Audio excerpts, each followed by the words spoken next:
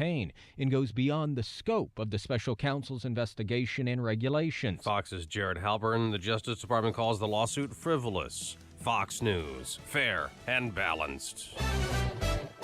Good morning. It's 2 degrees, wind chill minus 15 in Chicago at 5:02 on AM 560. The Answer. For Mike Scott, I'm David Stewart. Sunny and cold today. We'll see a high of 11. Riders could experience delays this morning on the CTA's Red Line. The agency says trains are stopped at the Jackson station because of a report of smoke. Service suspended between Fullerton and Cermak Chinatown.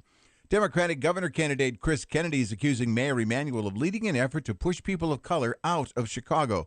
Kennedy said the mayor's administration is implementing a strategic gentrification plan involving the disinvestment in communities. Instead of using our resources to revitalize our city, we're cutting off resources to push people of color out of our city and perhaps out of the way of economic development. In response, Emanuel's office blasted Kennedy for using politically motivated attacks about the communities for his own personal gain. A federal appeals court will decide whether an Army veteran from Chicago will be deported back to Mexico. The case of Miguel Perez Jr. was argued yesterday. He's been held at an ICE detention facility in Wisconsin since serving prison time for delivering cocaine. An administrative law judge says Chicago Police Department violated state labor law when it failed to negotiate expansion of the body camera program with the police union. The judge found the city should have bargained with the FOP when it expanded the use of body cams to 14 police districts last year. She advised the city to begin a dialogue on safety and disciplinary matters. Chicago's former top cop is preparing to possibly run for mayor next year. The Sun-Times reports Gary McCarthy and his backers have reserved the domain name GaryForMayor.com. In sports, the Blackhawks over the Rangers 5-2. The Toronto Raptors beat the Bulls 124-115. The Bears have interviewed defensive coordinator Vic Fangio for the head coaching job, and former Bears offensive coordinator Doug Loganes is heading to Florida to become the OC for the Dolphins. News and service of LifeLock. Some mornings opening your eyes is hard, but LifeLock's eyes are already open to a wide range of identity threats. Stuff you can't see by just monitoring your credit. So if something happens, U.S.-based specialists can work to fix it. Go to lifelock.com. Use the promo code RISK and save 10%. AM 560 News Time 5:04. We'll check traffic in a few minutes on AM 560, The Answer. On Tuesday, January 30th, President Donald Trump will deliver his first State of the Union address to Congress, to the country, and to the world. And AM 560, The Answer, is throwing a party, and you're invited. It's a taste of freedom, a State of the Union viewing party presented by HealthInsuranceMentors.com at Avante Banquets in Fox River Grove. Enjoy a 3-course meal as you watch the president's speech. Tickets start at just $56 and are on sale now at 560theanswer.com/taste. Sponsored in part by StoreLock. Balance of Nature's fruits and veggies. We love the product. I think we've been on it for, 12 years now, or pretty close, and we believe in it, and we're going to continue taking it. I have a $1,200 knee brace because I have bone on bone in my left knee, and I have a torn cartilage in my right knee. And since I've been taking Balance of Nature, I don't wear my brace, and I can walk without pain. It's I have these copper things I used to put on my knees. I don't use those either. I don't use anything. I think it's just wonderful. Have the confidence that you're giving your body what it needs. Call now to receive 35% off your first Balance of Nature order.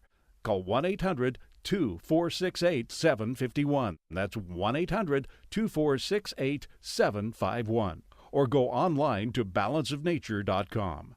Use promo code CHICAGO. In 1517, Martin Luther kicked off the Protestant Reformation. Now, 500 years later, an author of Jewish descent, Dr. Daniel Lang, boldly attempts to sit in the seat of past reformers. A new book entitled Reviving the Reformation, a Jewish believer peers backward to move biblical truth forward, uncovers the biblical first-century Messianic faith lost to the modern world. This investigation travels backward to recover the beliefs and practices of the very first Jewish believers in Jerusalem. Though written from a conservative point of view, this book does not often follow the traditional Christian or Jewish party lines. Reviving the Reformation explores questions and offers some powerful answers that some dare not even ask. With biblical faith fading fast in Western culture, now is the time to restore the truth by reviving the Reformation. For information about this important new book, Reviving the Reformation, go to revivingthereformation.com. That's revivingthereformation.com. Use promo code RADIO for a deep discount. Warren Buffett's mentor, Benjamin Graham, said, "The essence of investment management is the management of risk, not returns." Hi, this is Joe Lopresti, president of Arlington Capital Management. I'm here to explain how we help manage our clients' exposure to risk. We're the creators of our proprietary proactive asset allocation strategy, known as PAS. It is designed to analyze important market trends and alert us to potential changes in the market. But that's only part of what I believe makes Arlington Capital Management unique. It's the care and personalized service we provide our clients that really defines us. We understand how important your financial goals are to you and your family, and we never take that responsibility lightly. It all starts by understanding the things that are most important to you. It's part of the Arlington Capital Management difference. To experience it for yourself, schedule your complimentary consultation by calling 855-471-5796. That's 855-471-5796, or visit arlington-capital.com. The war on depression is over. You win. Depression, with all the drugs and side effects, the endless counseling, the frustration with life and relationships. The war is over. You win. In a few short weeks, your life will change. It's TMS therapy. Over 1 million people have been treated, and the results are nothing short of outstanding. It's FDA cleared. It's covered by most insurance, including Blue Cross Blue Shield and Medicare. Most drugs and other treatments just mask the depression. TMS treats the cause, so you can win the war with your depression. Remission or cure. Depression gone. Get a free consultation at one of the HPR centers in Chicagoland and Wisconsin. Ask questions. For you or someone you love, safe, revolutionary, effective treatment for depression. Let depression recovery begin. HPR centers. 800-604-0208. 800-604-0208. Go to endmydepression.com.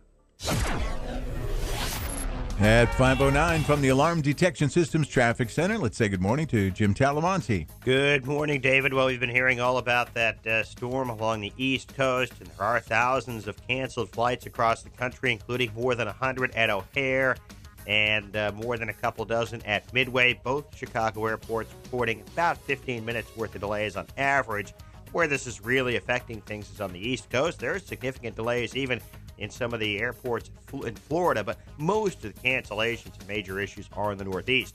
And on the CTA Red Line, David mentioned the southbound, 95th bound Red Line trains are being rerouted to the L tracks, Fullerton and Cermak Chinatown after reports of smoke in the subway. That situation's been contained, but still got tracks rerouted to the L, or I should say trains rerouted to the L tracks, and shuttle buses available between Fullerton and Clark and Lake as well. The expressways are always pretty quiet. One crash on the Torrance Avenue ramp to eastbound 8094. There's a crash. That ramp is blocked at the moment. Traffic is a service of Rocket Mortgage by Quicken Loans.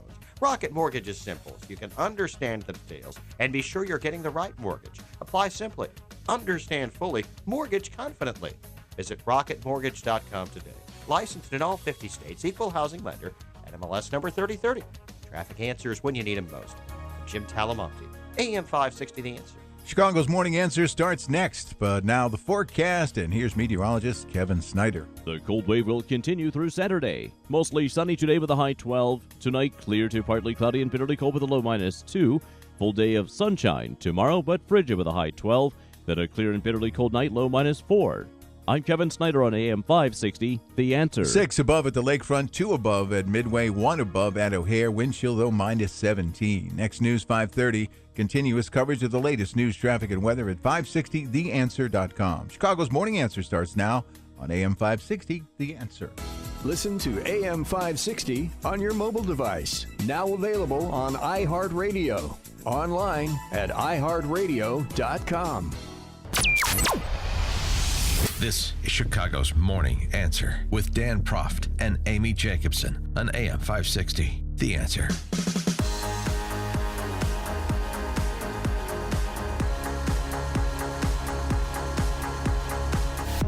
Good morning, Dan and Amy. Amy still making her way in, trying to navigate around the black ice. Black ice, not black guys. We squared that away yesterday. Black ice, not black guys. Right. Black ice. I don't know why she thinks ice and guys sound the same. But anyway, we got that squared away, so I won't relitigate it in her absence. There was a story over the holidays that we touched on a couple weeks before Christmas, but it got picked up nationally. And I think there should be some emphasis placed on it. And it's about this veterans home in Quincy. So we spent a lot of time last year talking about the failures to properly serve veterans in this country, to keep our promise to veterans in this country at the national level with the VA. And literally, I think the number was in the hundreds of thousands of veterans who died prematurely through improper care or the lack of proper care. An incredible story that's still, frankly, going on. We had Dr. Michael Mann on the show, who was essentially a whistleblower, wrote a book about it, provided a bunch of vignettes in that book about improper treatment of veterans. Well, the failure is not just limited to the federal government. The failure includes a government, at least here in Illinois, at the state level. Our friend Mike Tobin from Fox News picked up this story over the holidays, and because people were with family and paying attention to other things, I don't think it got the emphasis that deserves.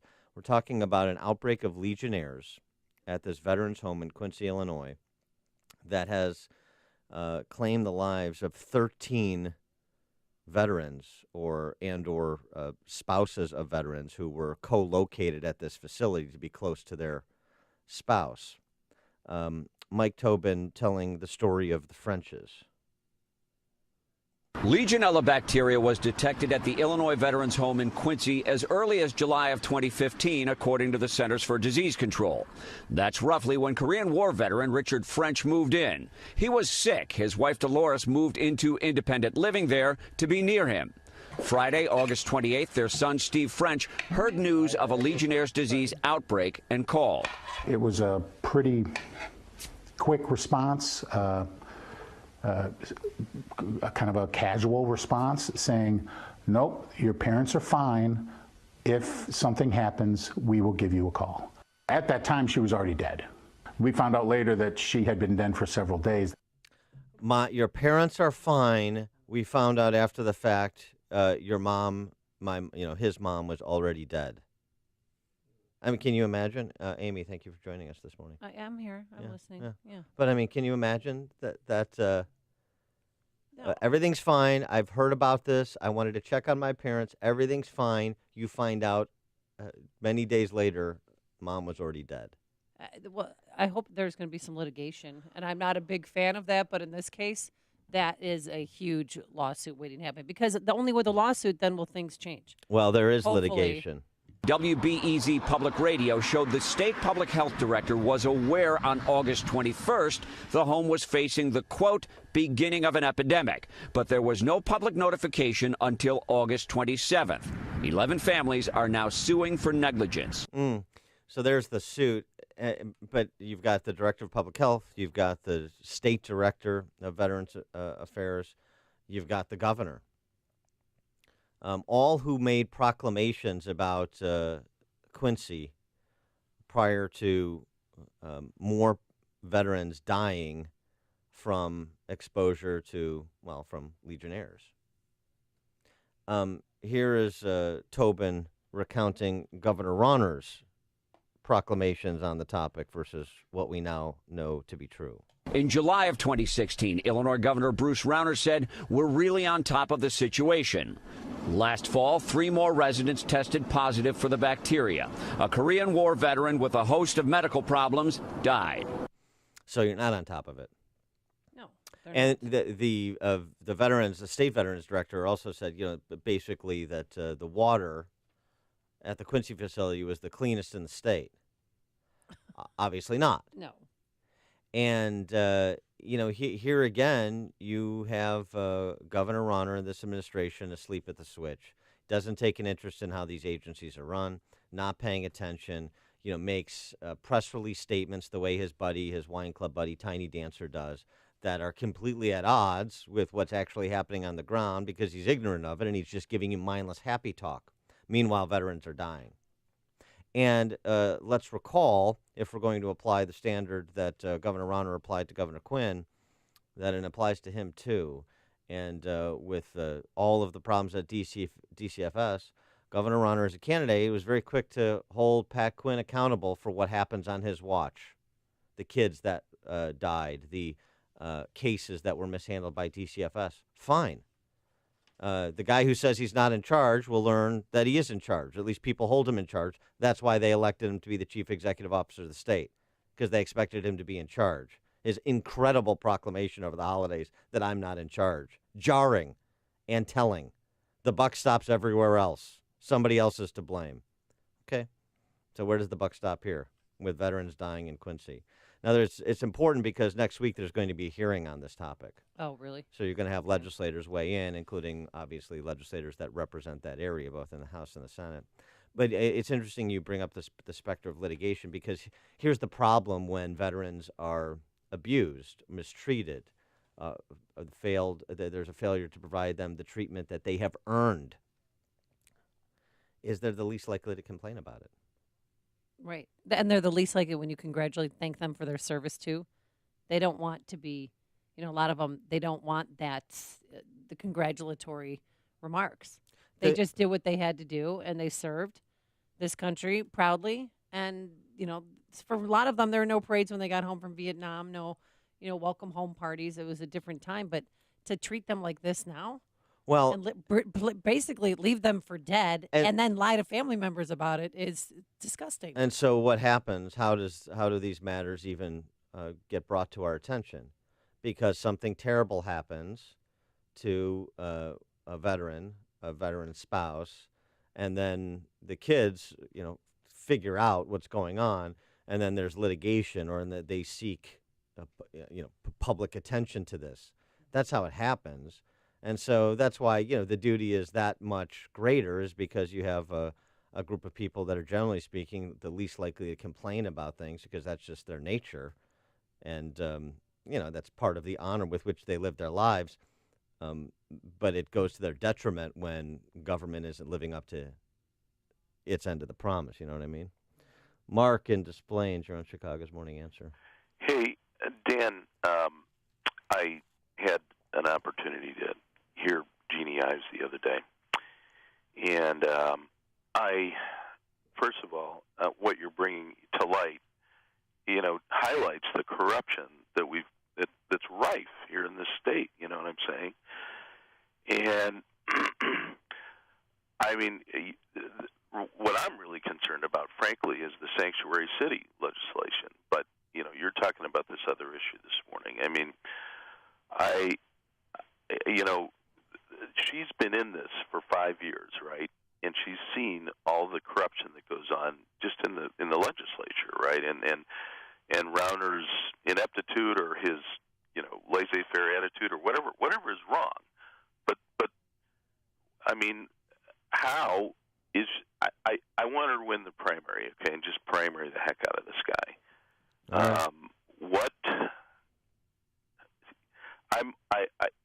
I mean, I need help to figure out how this can be done. You said the other day that you have the numbers, okay, that substantiate the fact that she could win, or she will win, whatever. And I guess we need a solution. We need solutions. I think there are solutions to all these problems. I think, for example, in terms of the sanctuary state stuff, if you implemented E-Verify and you said, you get a $10,000 fine, employer, if you do this the first time. If you do it the second time, you get a $30,000 fine. If you do it the third time, you get a $100,000 fine. Then things would start to change. In terms of the murder rate in Chicago, if you implemented stop and frisk, I think things, we would solve these problems. I don't think they want to solve the problem. Well, Mark, thanks for the call, Mark. Let me give you just a data point on Ives, just to frame this race, since we're talking about leadership at the executive level in this state that we haven't had for, I don't know, my lifetime. Likely primary voters, been asking this question for a long time, polling this question. Do you believe, likely Republican primary voters now, Do you believe what's required to improve conditions in this state? Revolution or simple reforms on the margins? 60% of likely Republican primary voters say revolution. Those are the people, and frankly include a good portion of Democrats, too, that elected Bruce Rauner in 2014. People that wanted systemic change. Maybe they weren't saying revolution, at least not at this clip, but they are now. And, I mean, when I ran in 2010, that number was like 37% wanted revolution. Really? Now it's 60. It's the highest I've ever seen it. Of course it is, because it's the worst it's ever been in Illinois, again, at least in my lifetime. So, on the one hand, you have Benedict Arnold. On the other hand, you have Patrick Henry. On the one hand, you have a traitor. On the other hand, you have a revolutionary. You make the call. It's like a hot, steaming cup of information to start your day. It's Chicago's Morning Answer on AM 560. The Answer.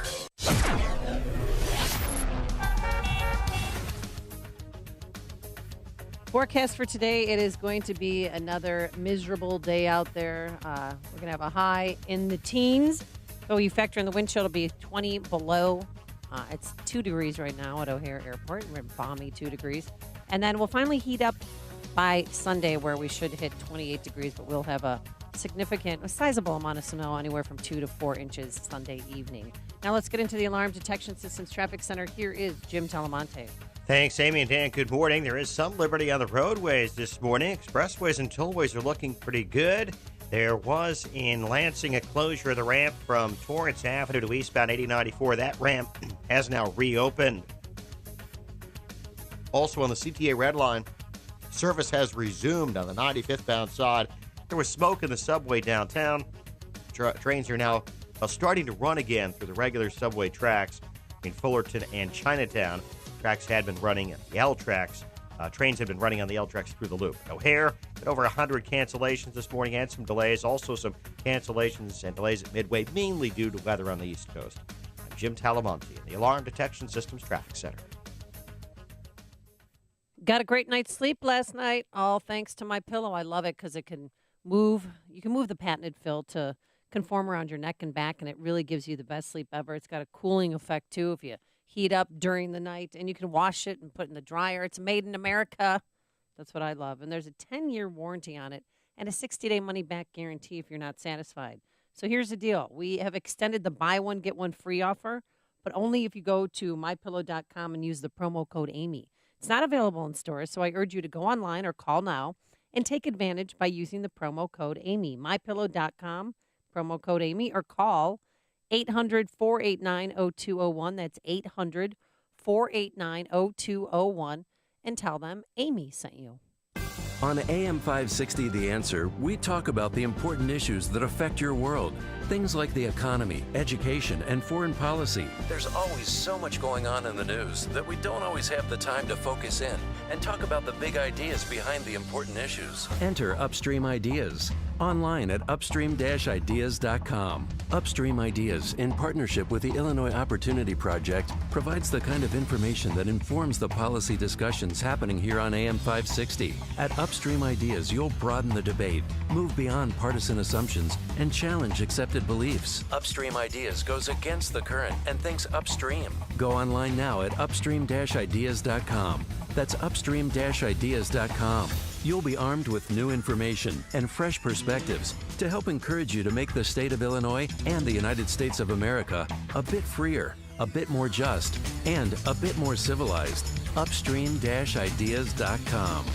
If you have pain, I hope you listen up. Hi, it's Mike Gallagher. You don't need to live in pain. Let me repeat that. You do not have to live in pain. Chronic pain is the worst, whether it's from an accident or pain that just develops. Chicagoland, you're in luck. Dr. Ken Candido is one of the nation's most respected and successful pain doctors. He's been voted one of Chicago's best pain doctors several times. Bottom line, he's the pain doctor you need. Dr. Candido of Chicago Anesthesia and Pain Specialists will help you get off pain medication and all all of the side effects. How? By finding the source of your chronic pain and fixing it. This is Ken Candido of Chicago Anesthesia Pain Specialists. Let's make you pain-free. Call Dr. Ken Candido and make an appointment with a cutting-edge, respected, and successful pain physician. Go to mypainchicago.com. That's mypainchicago.com. Thousands have been helped with their chronic pain, and you could be the next one. Get the phone number and all the info you need at mypainchicago.com. That's mypainchicago.com. AM 560, The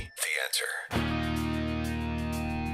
I was worried about you this morning. I saw somebody tailing you Yeah, on the Kennedy, and you guys were you drag racing? Or No. what was going on there? Drag race. What am I, 16? A rebel without a cause there?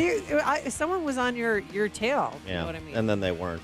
Oh, so booyah. Somebody laid the hammer. We were talking about Legionnaire's disease at this veterans home in Quincy. 11 families who have lost loved ones, unnecessarily, arguably, have filed suit against the home, against the state for negligence. Ed in Oak Brook, you're on Chicago's Morning Answer. You know, Dan, and Amy, this is a very touchy subject because my dad was a veteran in Las Vegas, and believe me, what they do out there, they just drug them so they can't even resist you in any way as far as cooperating or anything. But we have my in-laws living with me, and I tell you right now, if you don't have love for these people, and in my case, my in-laws, or you want to call them patients, you know what? They're considered then a burden by, let's say, these health facilities. And a burden, what is a burden? It's something you want to get rid of. So there's no love in these facilities. And you know what? I don't know what the answer is because obviously there is no connection. But it's a really a tough job being a caregiver. And I would encourage anybody that has extra time, visit these facilities, and then maybe you'll see change. Or maybe you could add a little love to these people that are just in their place. I don't want to be all melancholy about it, but it's a real tough deal. Yeah. And have a nice day and keep this discussion alive. And then one more thing, Dan. Yeah. I wish you would every day push for the state to file bankruptcy on itself because that's the only way this place is going to change. Well, thanks. Have a nice day. Thanks for the call, Ed. States can file bankruptcy. That's the problem with that. There's no provision in the bankruptcy code, at least not yet.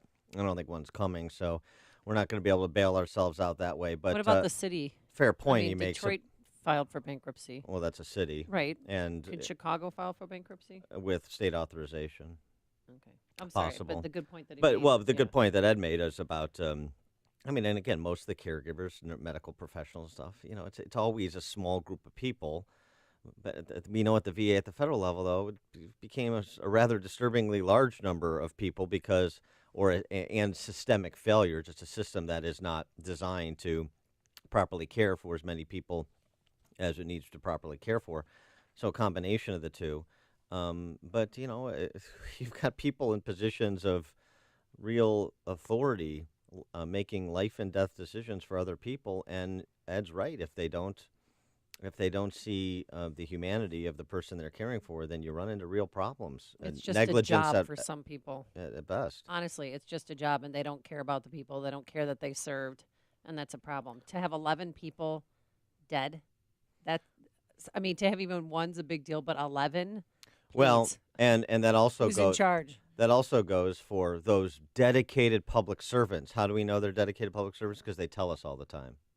The bureaucrats and the politicians who are public servants, who are so selfless, who are the great vanguard class protecting you, providing for you, except when they don't, which is most of the time. Except that's not what most of them are really there for, except it's all cheap rhetoric. And we find that out when you have something as readily solvable as Legionnaires that lingers, literally and figuratively, at this veterans home in Quincy for years. One administration to the next. And what's the response from the political class as represented by Governor Rauner? I'm not in charge. I will never get that out of my head. That is indelibly etched in my mind, him saying, I am not in charge. One of the most incredible statements. Honestly, because I have family that serves in the Illinois National Guard. Like, he's not in charge? Oh, I thought he was in charge of us. So, I mean, it goes on a number of levels, but unbelievable. Coming up on Chicago's Morning Answer, the book Bombshell that has all of Washington and everyone else talking. Plus, What's Javanka? We'll explain later. First, let's go into the newsroom. Here is Dave Stewart, who's filling in for Mike Scott. Thank you, Amy. I think you know. Good morning, Amy. Good morning, Dan. It's one above, minus 17 wind chill in Chicago at 5:31 on AM 560. The Answer. Sunny but cold today. Look for a high of 11. The White House is weighing in on President Trump's feud with former top advisor Steve Bannon. Mark Mayfield has more. During a briefing yesterday, Sanders says the president is furious and disgusted. In a new book, Bannon says a meeting between Trump campaign officials and a Russian attorney was treasonous. Sanders called that particular assertion ridiculous and outrageous. In the lengthy statement, President Trump says Bannon has nothing to do with him or his presidency. Trump added, quote, when he was fired, he not only lost his job, he lost his mind. Mark Mayfield, NBC News Radio. Airlines are canceling flights because of that winter storm. More than 3,400 flights have been canceled across the country, including more than 100 here in Chicago. The major New York airports are seeing more than 1,600 cancellations, including those at Newark, LaGuardia, and JFK. The balance of power in Virginia's House of Delegates will be determined by a random drawing today. A judge denied a request yesterday from the Democrat Shelley Simons to review the decision that declared a tie with the Republican David Yancey. Democratic candidate for governor Chris Kennedy is accusing Mayor Emanuel of trying to push people of color out of Chicago. Kennedy said the mayor's administration is implementing a strategic gentrification plan which involves disinvestment in communities, including schools. The city administration can't possibly expect people to thrive in places like Englewood, where their strategic plan is to close every high school for an entire year. In response, Emanuel's office blasted Kennedy for using politically motivated attacks about the city in Chicago for his political gain. Police say a suspect shot himself while attempting to rob a rideshare driver early this morning in the Southside Park Manor neighborhood. Just after 2, the man was riding in a Lyft car in the 7200 block of South St. Lawrence when he pulled out a handgun and attempted to rob the driver. The driver then tried to disarm the passenger when the gun went off, striking the attempted robber in the hand. He was arrested, but the gun, though, not recovered. In sports, Blackhawks over the Rangers 5-2, but the Raptors beat the Bulls in the NBA 124-115. The news is a service of Match.com. Dating can be fun, but when you're ready for a real relationship, you're ready for Match. Go to Match.com/love for 7 days free. This free offer is only at Match.com/love. Match.com/love. AM 560 news time, 5:34. We'll take a look at traffic in 2 minutes on AM 560, The Answer. Mike Gallagher, warrant of impeachment. Of course, after the Alabama election, they are very cocky. They pray they're going to get control of the House and the Senate so they can begin impeaching the President of the United States. They're going to impeach him because they don't like him. There's nothing he's done. Will the Republicans make any change to anticipate this looming storm on the horizon? The Mike Gallagher Show. Weekdays at 9, right before Dennis Prager at 11 on AM 560. The Answer. Get your truly free credit score and free credit monitoring from Credit Karma. Download the Credit Karma app today.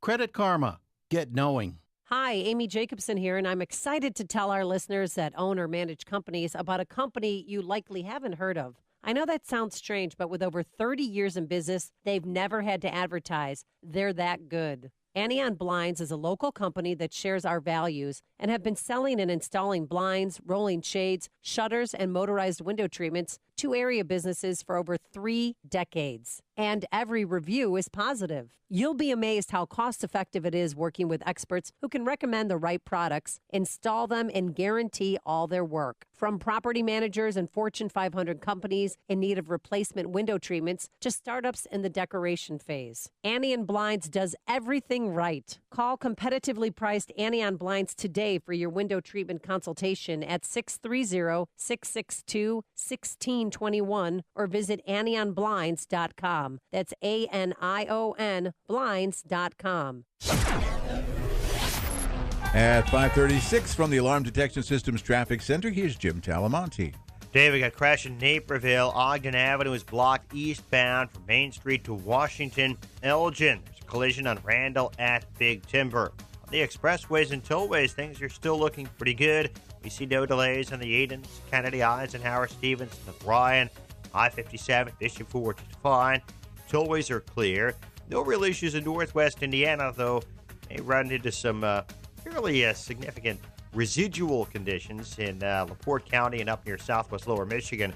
after the winter-like weather there. There are, as David mentioned, many flight cancellations at O'Hare and Midway, mainly affecting travel to and from the Northeast.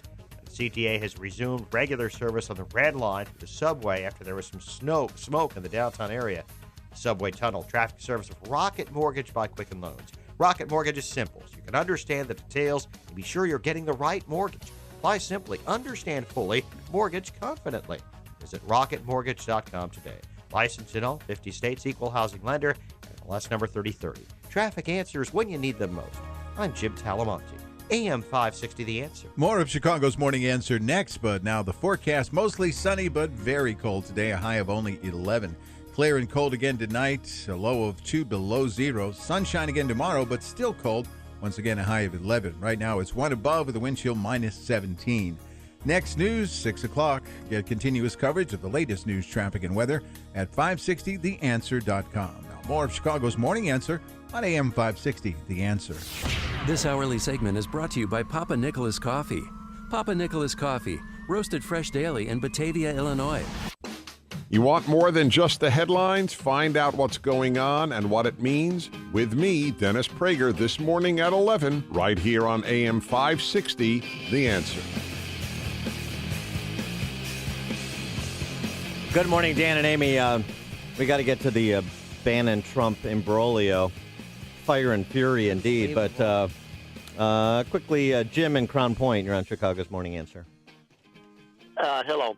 You know, why is everybody shocked? This is a government agency. Look at Obamacare. Why was everybody shocked that that tanked? You have no accountability. Anybody. We should make the senators, anybody in government, have to go on Social Security, don't have their own private deal. Make them have the same coverage we have. Why should they be privileged? Live the lives that those, everybody else. Yeah, they lord over live, yes. You want to hear the height of ineptitude of a government? There was a brothel in Las Vegas in the 60s. They weren't paying their taxes. The government came in, took them over, ran it. While they're waiting to get somebody else to run it, they ran it out of business. How can you run a brothel out of business?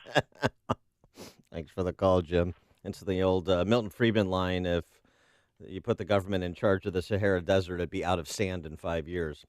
All right, Bannon and Trump. Michael Wolff. Fire and fury, and there is some fire and fury. I like Michael Wolff, generally speaking. I think he's a pretty sharp reporter. He had unprecedented access. I mean, he was there more than a dozen times in the White House as Steve Bannon has brought him in. He interviewed 200 of President Trump's closest associates and friends, and so he was able to construct this bombshell of a book. But do you believe any of it? 312-642-5600 is the Turnkey Deb Pro answer line. 64636 is our Turnkey Deb Pro answer line. Have you read some of the excerpts? Yeah, I've read some of the experts. In fact, which is your favorite one? The best kind of preview of the book is by Michael Wolff, of course. Oh, yeah. And in New York Magazine, Donald Trump didn't want to be president, and that's one of the kind of claims that's made in the book, is that they didn't think they were going to win. They didn't want to win. In particular, Melania didn't want to win. That on election night, she was in tears. She was in tears, and they weren't tears of joy. Right. Now, Melania, and here we go with the responses. Melania has already issued a statement that completely denies that and, frankly, ridicules that characterization. But that's one of the claims. And then late night, while everyone was sleeping, President Trump's lawyers issued a cease and desist order on Steve Bannon to stop discussing his family, because one of the bombshell accusations that was made was about that meeting at Trump Tower. And Steve Bannon described it as treasonous and unpatriotic and bad blank. That's not a cease and desist order. No. A demand letter. It's a demand letter. Yeah.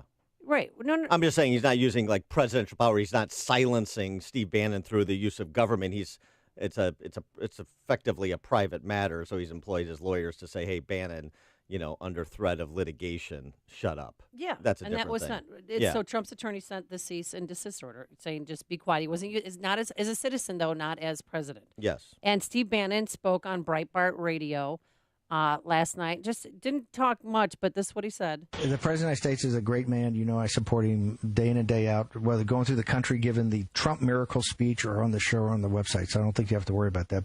But their relationship is fractured. Obviously, he was fired last August for a reason, and President Trump came out and said that he was fired, and he not only lost his job, but he's lost his mind.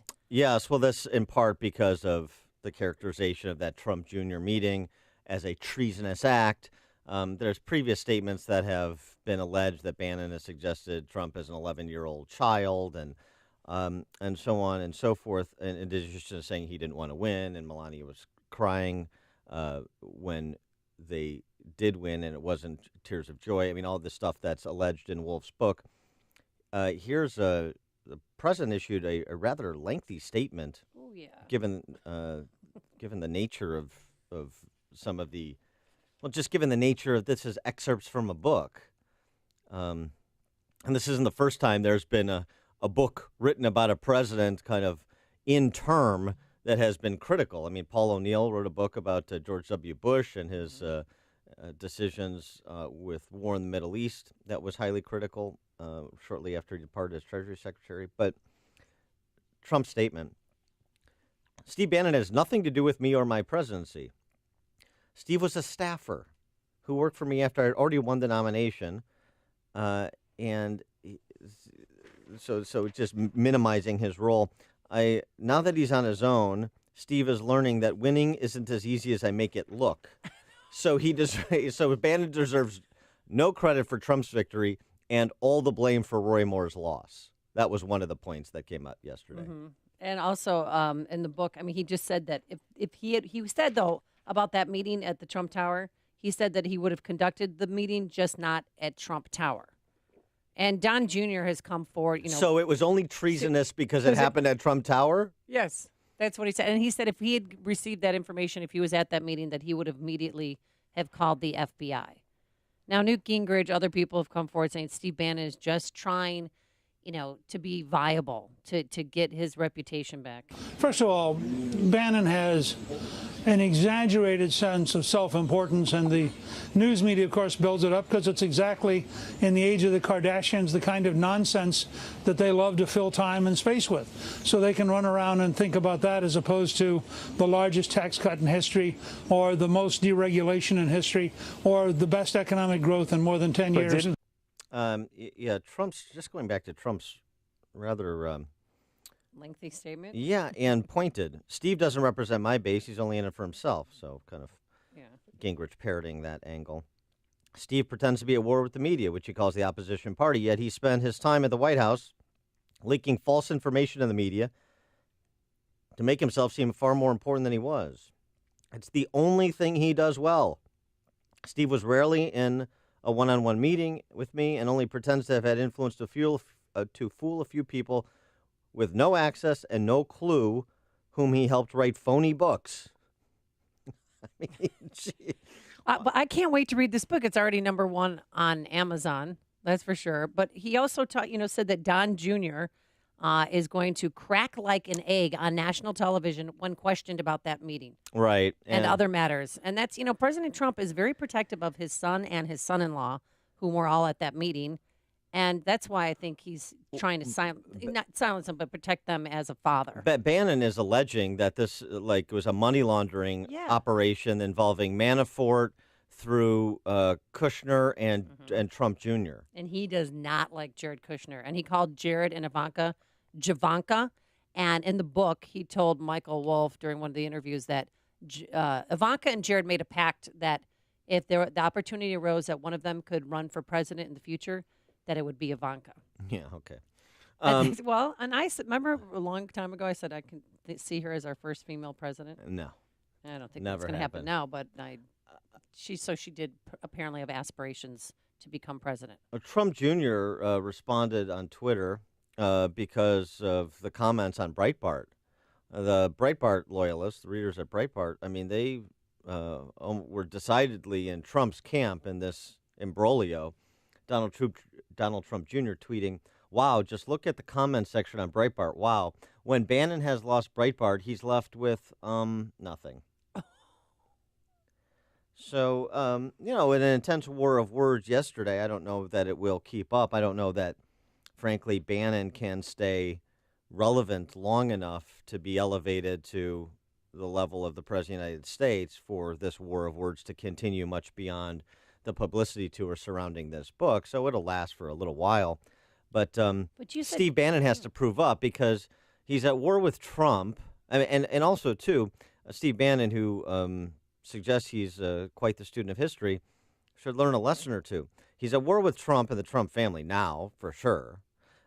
He has also declared war on Mitch McConnell and establishment Republicans in the Senate, and he's trying to support Senate primary candidates. He's at war with Paul Ryan and House Republicans sort of in a similar way. He's been highly critical of Paul Ryan, almost as critical as he has been of Mitch McConnell.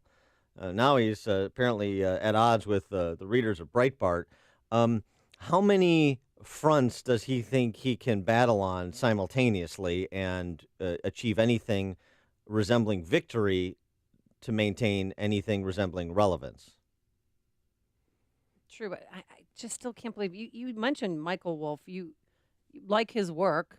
You trust him. So that's what makes me think that some of this is true, unless Bannon was just flat out making up lies the entire time. I mostly like Michael Wolff because he excoriates that egghead Brian Stelter on CNN. That's what I most appreciate.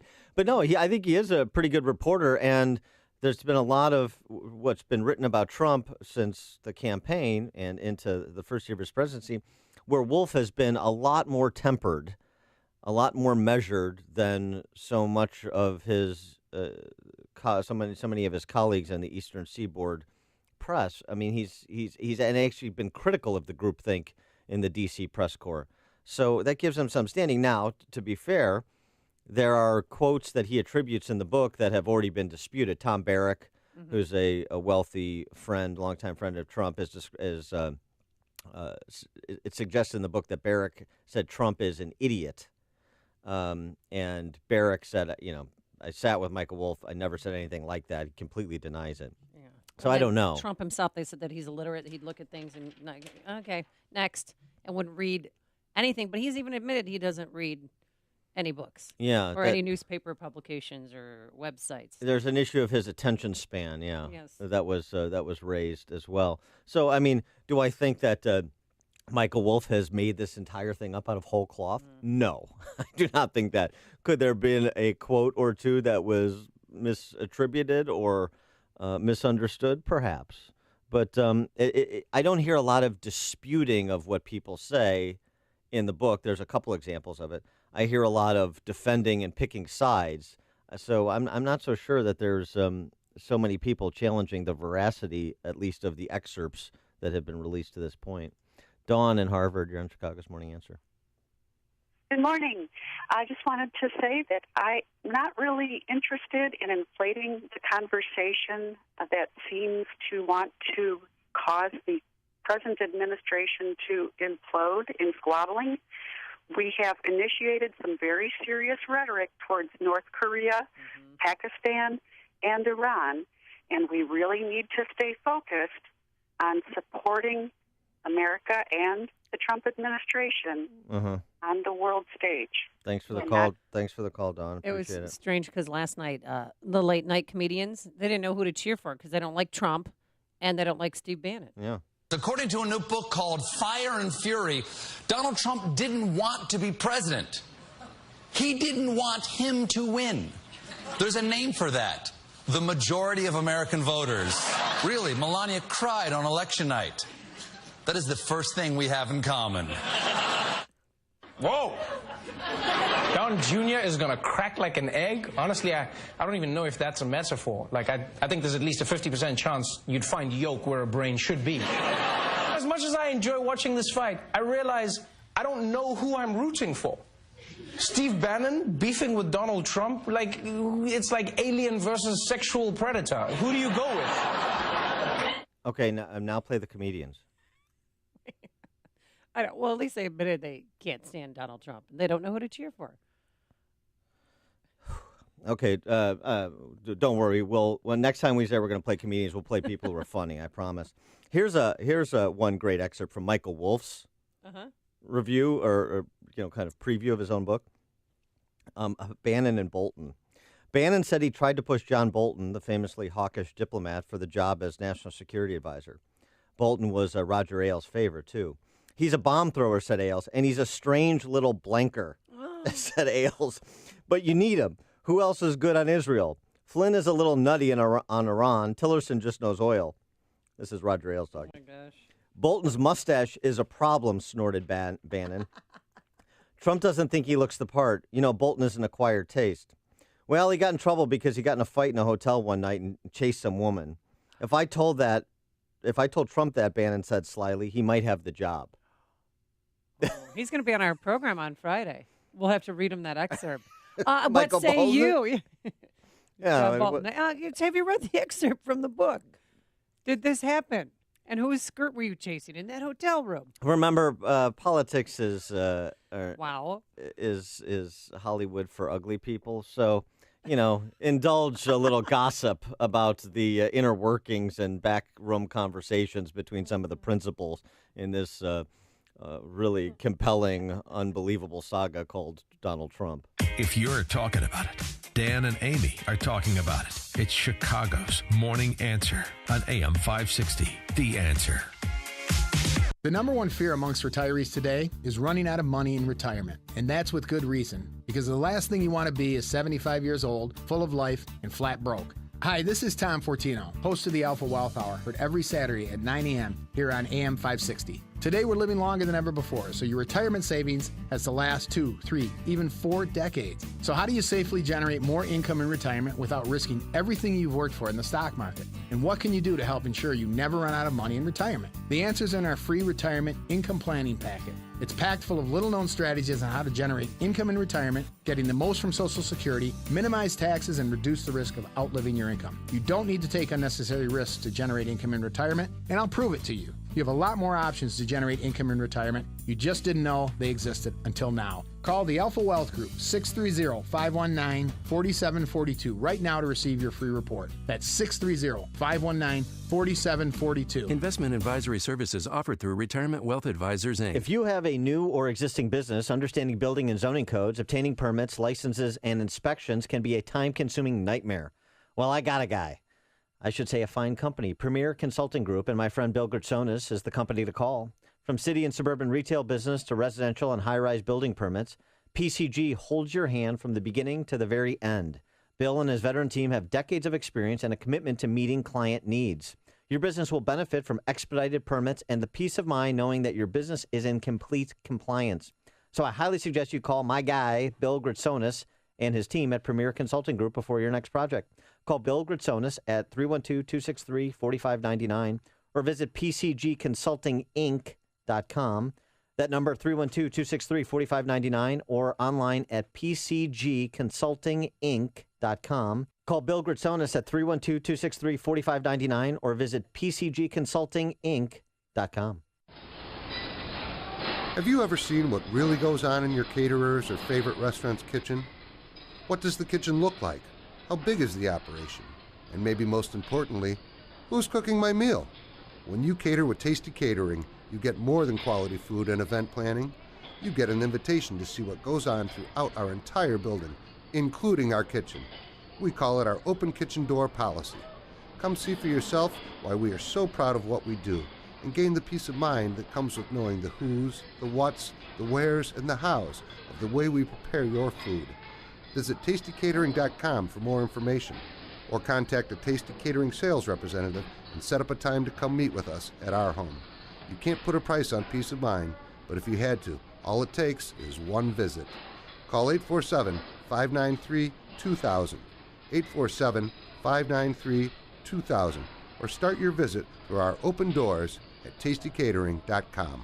If you or a loved one suffers from long-term depression, disabling anxiety, or suicidal thoughts, A practical, cutting-edge in-office therapy solution is available. Maybe it's the consequence of concussion, traumatic brain injury, PTSD, addictions, pain, effects of stroke, or a combination of these that's caused frustration with no hope of help.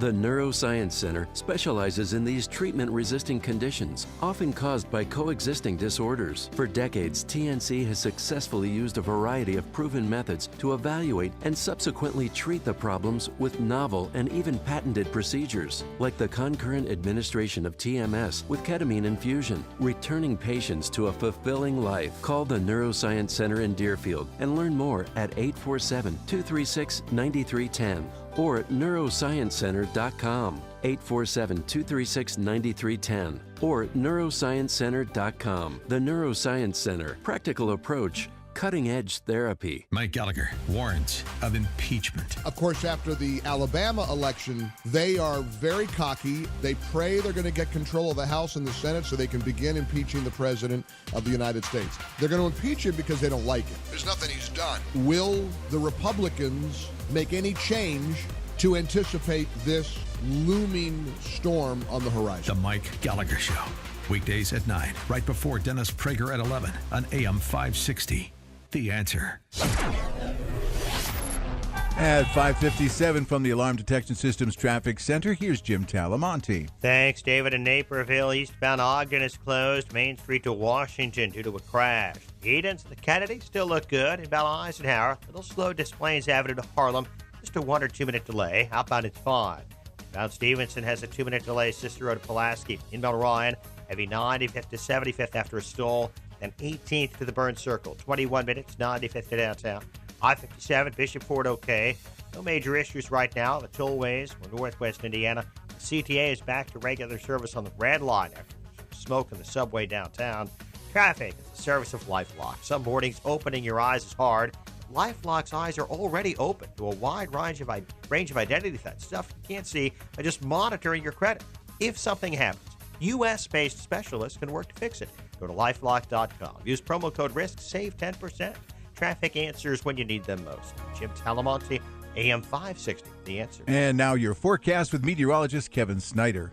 Mostly sunny today with wind chill values of 10 below to 20 below zero in the morning. Otherwise, we'll have a high today of 12. A mainly clear and cold night, low -2. Again, wind chill values as low as 10 below to 20 below zero. I'm Kevin Snyder on AM 560, The Answer. Currently, it's 1 above with a wind chill of -17. AM 560 News Time, 5:59.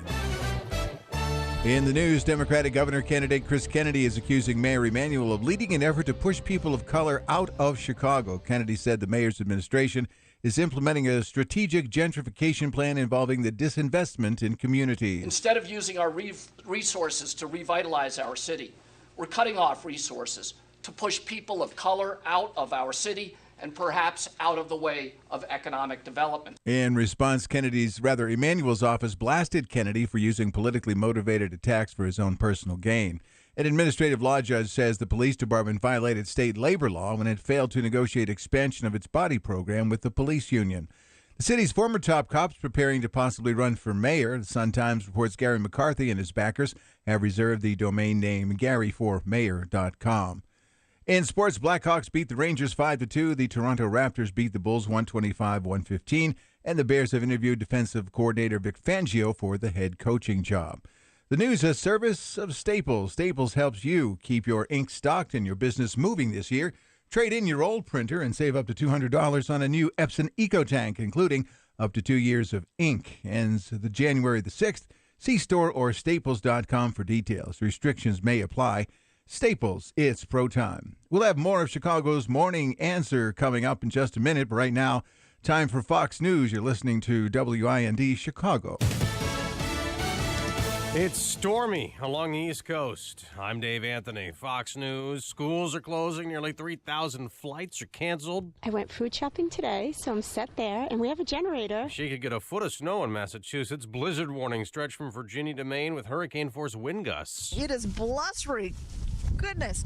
Those winds are absolutely brutal, coming in at you sideways, whirling up little snow devils. Fox's Caroline Shively in Rehoboth Beach, Delaware. They were worried they were going to get some sleet, some freezing rain that would hang on those power lines. Further south of us, though, there are some power outages. The storm already made it snowy and or icy from Florida up to the Carolinas. House Republicans have worked out a deal with the Justice Department to get documents they demand in their Russia investigation alleging anti-Trump bias within the FBI. President Trump's firing back at fired Chief Strategist Steve Bannon over what he's quoted as saying in a book coming out, calling Ivanka dumb as a brick, claiming Donald Trump Jr. will crack like an egg, saying his meeting with Russian officials during the campaign was treasonous. Fox's John Decker live at the White House. Lawyers for President Trump have sent a letter to former White House Chief Strategist Steve Bannon demanding he refrain from continuing to make disparaging comments against the president and his family. White House spokeswoman Sarah Sanders said the president was less than pleased when he read Bannon's comments that appear in a new book. I think furious, disgusted would probably certainly fit when you make such outrageous claims and completely false claims against the president, his administration, and his family. Bannon on his radio show said that the president is a great man and he supports him day in and day out. Dave? John, the morning after President Trump disbanded his Commission on Election Integrity, he's tweeting many mostly Democrat states refuse to hand over data because they know that many people are voting illegally. Democrats hailed the commission's end. Senate Minority Leader Chuck Schumer says it wanted to suppress the vote, and it was ridiculed. Fox News, fair and balanced. President Trump will deliver his first State of the Union address on Tuesday, January 30th. And to mark the occasion, AM 560 The Answer is throwing a party. It's a taste of freedom, a State of the Union viewing party presented by HealthInsuranceMentors.com at Avante Banquets in Fox River Grove. Enjoy a 3-course meal as you watch the speech with fellow AM 560 listeners. Tickets are on sale now for just $56 at 560theanswer.com/taste. Sponsored in part by StoreLock. All money managers may seem pretty much the same. But while some money managers may recommend high commission investment products, Fisher Investments avoids them. Some money managers may have hidden and layered fees. Fisher Investments never does. And while some money managers are happy to earn commissions from you, whether you do well or not, Fisher Investments fees are structured so we do better when you do better. In other words, we're structured to be on your side. Maybe that's why most of our clients come to us from other money managers. Talk with us and find out why so many experienced investors are switching to and staying with Fisher Investments.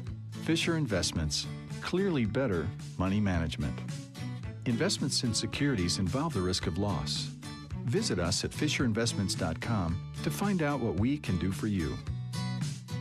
A storm is on the horizon, and you need to keep the lights on no matter what.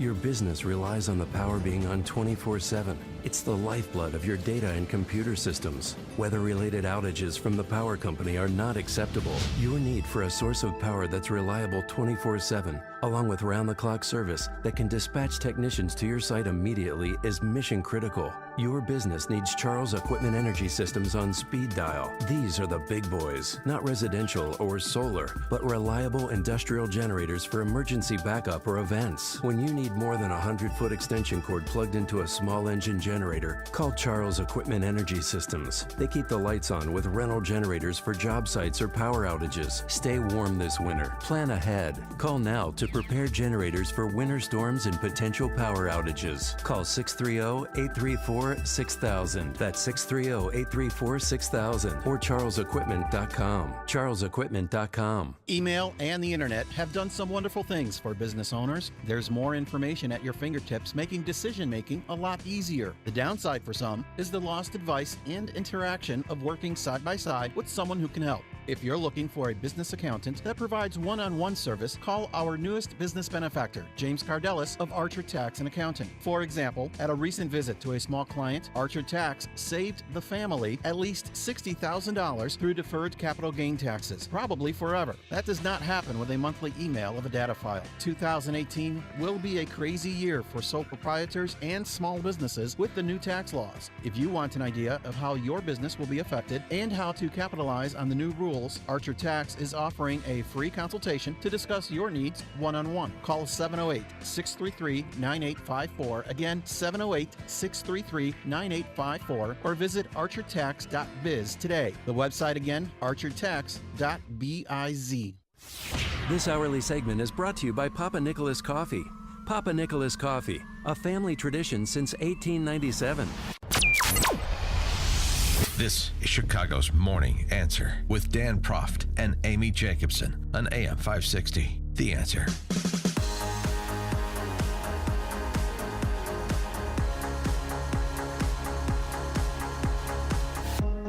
Good morning, Dan and Amy. Well, this is Haute Couture in Chicago.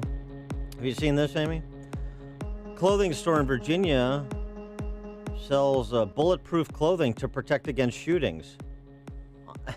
And it's not. This is real. This is not fake news. It's not. It's real. It's also slimming. I'm wearing it right now. Are. I was wondering what little outfit you had on this. Thank you very much. Thank you. Yeah. So their clothing store sells looks that are quote unquote dressed to kill. If you know what I mean. They tailor How about soft. dress not to be killed? Well, they sew soft armor into soft fabrics. And they've been doing this since 2011. Here is one of the creators, Robert Davis. We're in business to offer that security and protection for people. And he's in partners with Abbas Hayden. People are literally trusting their lives with this product. So you can't sell something that we don't think is gonna work. Move over, Dolce & Gabbana. Well, it's not just tailored suits and things like that. It's also armored T-shirts that cost about $1,000. An armored men's suit, Dan, can run you about the cost of my used minivan, $8,000. But their whole, premise of their handmade clothing line is to save people's lives. Should that be? I mean, should we dress our children in these armored T-shirts if you live in Inglewood or on the west side of Chicago? Flying off the shelves in Chicago. I mean, it really would. And they said after mass shootings, their product is in demand. When there's an Orlando shooting or a Vegas shooting, does business go up?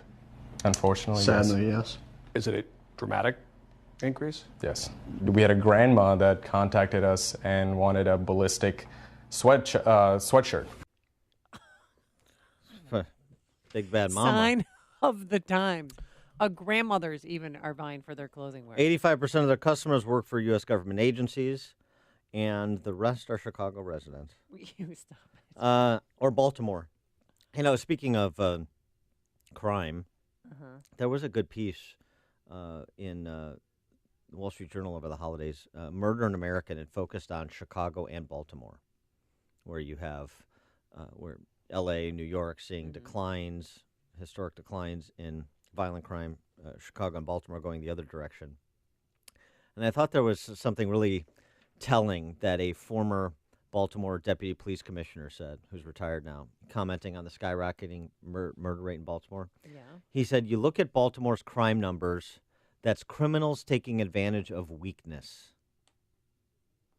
Exactly. I mean, that's, and the way that I've translated it, but I think that's a more powerful way to say it, the weakness of civilian political authorities. Weak. Weak in Baltimore, weak in Chicago. Criminals take advantage of weakness. Weakness is provocative. We don't just have bad leaders in Chicago, in Illinois. We have cowards. We have weak men and some women, too. Weak, pathetic. And predators take advantage of the weak and the pathetic. And they do so by living their kind of criminal credo of, they run their business. Of might makes right. They run their businesses on the street. They sell drugs. They sell weapons. They do what they want. And so the question is there room for a former Chicago police superintendent to run for mayor in 2019? Remember, we've talked a bit about the governor's race already. We've got primary elections coming up in March, not so far away. But it almost is a race that is concurrent. And, of course, that's purposeful because it's great advantage for incumbents. But you've got a mayor's race in February of 2019, a little over a year from today. You've got a mayor's race for Mayor of Chicago. And the Sun-Times reporting yesterday that Gary McCarthy inching closer to making the race against Tiny Dancer and whoever else will challenge him. Well, there's some bad blood between those two because Superintendent Yeah. McCarthy took the fall for that Laquan McDonald videotape that Mayor Emanuel didn't want released at first because of the toxic times. Remember, Ferguson was going on. He didn't want anything to start up here in Chicago. So then he was the fall guy for that. And I know that Gary McCarthy has had a bad taste in his mouth ever since then. But he has not left Chicago because he has a new wife. And they have they have a 1.5-year-old son. So, he started over again and he's not leaving Chicago. Yeah, McCarthy told the Sun-Times, it's not so much looking at the rest of the field. I'm looking at my positioning and whether or not it's something that's likely to succeed. I'm kind of competing against myself. Who runs matters, but I'm trying to figure out if the electorate would be supportive of a person like me with my message. Once I figure that out, then I'll figure out who the competition is. He's already talking like a politician because it's unintelligible. Could you translate that?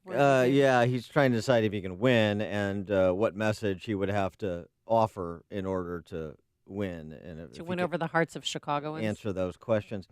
Would electorate be supportive of a person like Gary McCarthy? 312-642-5600, turnkey.pro answer line. 64636DA, turnkey.pro text line. I would love to hear from Chicago police officers or sergeants or lieutenants, former or current, if they would support Gary McCarthy. Former Blago, John Edwards, political flack, Peachy and Greco. Oh, brother of disgraced ABC7 sportscaster Mark Giangreco. While Mayor Emanuel is focused on reducing violence, improving schools, and bringing even more jobs to Chicago, Gary McCarthy's agenda is as empty as his website. Oh, zing. Oh. If candidates don't have real plans and real accomplishments on these issues, then they really aren't ready for the job, are they? He's such a bitch. Peachy and Greco. Wow. Oh my God! And this is the Politburo pronouncements you get from Tiny Dancer and his little minions like Peachy and Greco. Well, that means that they're scared of Gary McCarthy. I don't know. Doesn't it? I don't know. know. Who else is going to run? Who else do we have? Well, that's the operative question. But here's the thing about Gary McCarthy. What's the rationale for candidacy? I was the fall guy in Laquan McDonald. I was Rahm Emanuel's useful idiot until I was no longer useful. I mean, because he was a political hack. He was a politician making the same kind of idiotic pronouncements that Peachy and Greco made during his time there. Now, I understand you're not responsible for your boss. I mean, you work for somebody and you're loyal to the organization and you fulfill your responsibilities to the best of your ability.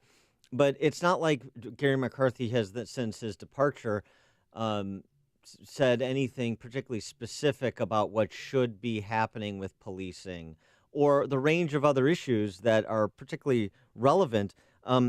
Say property taxes. What's Gary McCarthy's view on that? What's Gary McCarthy's view on K through 12 education? I mean, if it's just like a vendetta because he was the fall guy in Laquan McDonald when Tiny Dancer should have gone down with him, I don't necessarily disagree with that.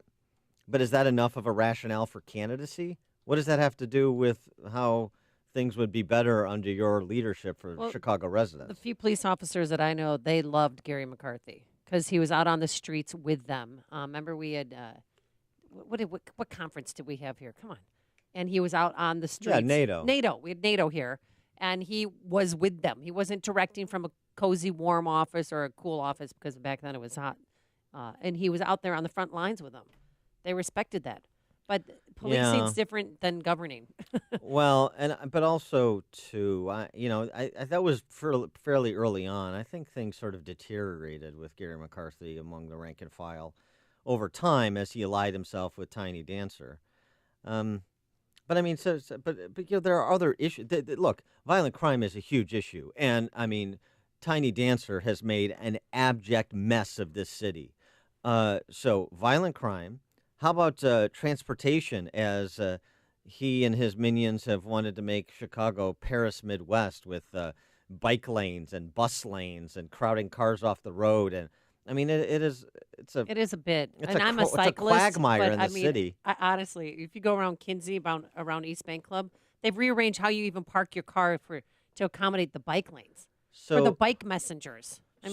So violence, transportation, kind of the ease of getting around in the city, livability, garbage pickup, cost. Chicago, this from Cranes yesterday. The effective property tax rate is up everywhere in the metropolitan area, ranging from increases of 28% on city homes to well over 100% in some municipalities.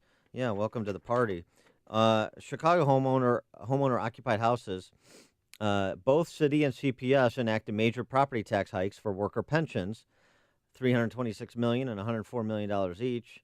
The effective tax rate in Chicago homes bump up from 156 to 166. It's a lot higher than that in many neighborhoods in the city, but that's still 50% higher than the national average. The effective tax rate on Chicago commercial property is up 92%. 92% as compared to a decade ago, real terms, even after the 2015 drop. And you see similar increases in some of the suburban communities in the collar counties as well, making it even less hospitable to do business in Chicago and Chicagoland than it was previously. So what is Gary McCarthy or any other potential contender have to say about systems we cannot afford, a city that is bankrupt? We talked to Truth in Accounting. You're talking about $44,000 in debt load per resident. You've got Chicago Police Pension Fund that's spiraling towards insolvency in the next 36 months. Don't talk about that because they don't want to know the truth, I know. Dan. I know. You're going to get attacked. I'm the bad guy. But I mean, and the police and the fire pension funds behind them. Pension, yep. So it's one thing to say I'm a cop, okay, and you were the police superintendent, okay. What are the big ideas you have with respect to violence in the neighborhoods in which violence is concentrated, and generally safety in the city, and then the range of other issues too? I mean, was Gary McCarthy just a toady, just a yes man for Tiny Dancer, or does he have some real executive leadership potential? I don't know. It's not clear from his tenure as police superintendent.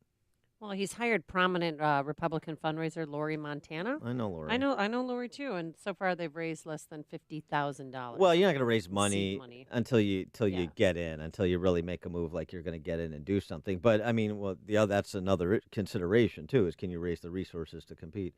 Tony in Park Ridge, you're on Chicago's Morning Answer. McCarthy's no better than Emanuel. The first thing he did when he was superintendent, and you can look it up on YouTube, he went to Father Pfleger's church, and he blamed the NRA for the proliferation of guns and for homicides in the city of Chicago. This guy was a puppet for Emanuel, just like every other mayor has been. I mean, every other superintendent has been. Look at Eddie Johnson. He just does exactly what he's told. And all those guys, when Emanuel has a press conference and all that brass from 35th Street stands behind him, they ought to hang their heads in shame for agreeing with this.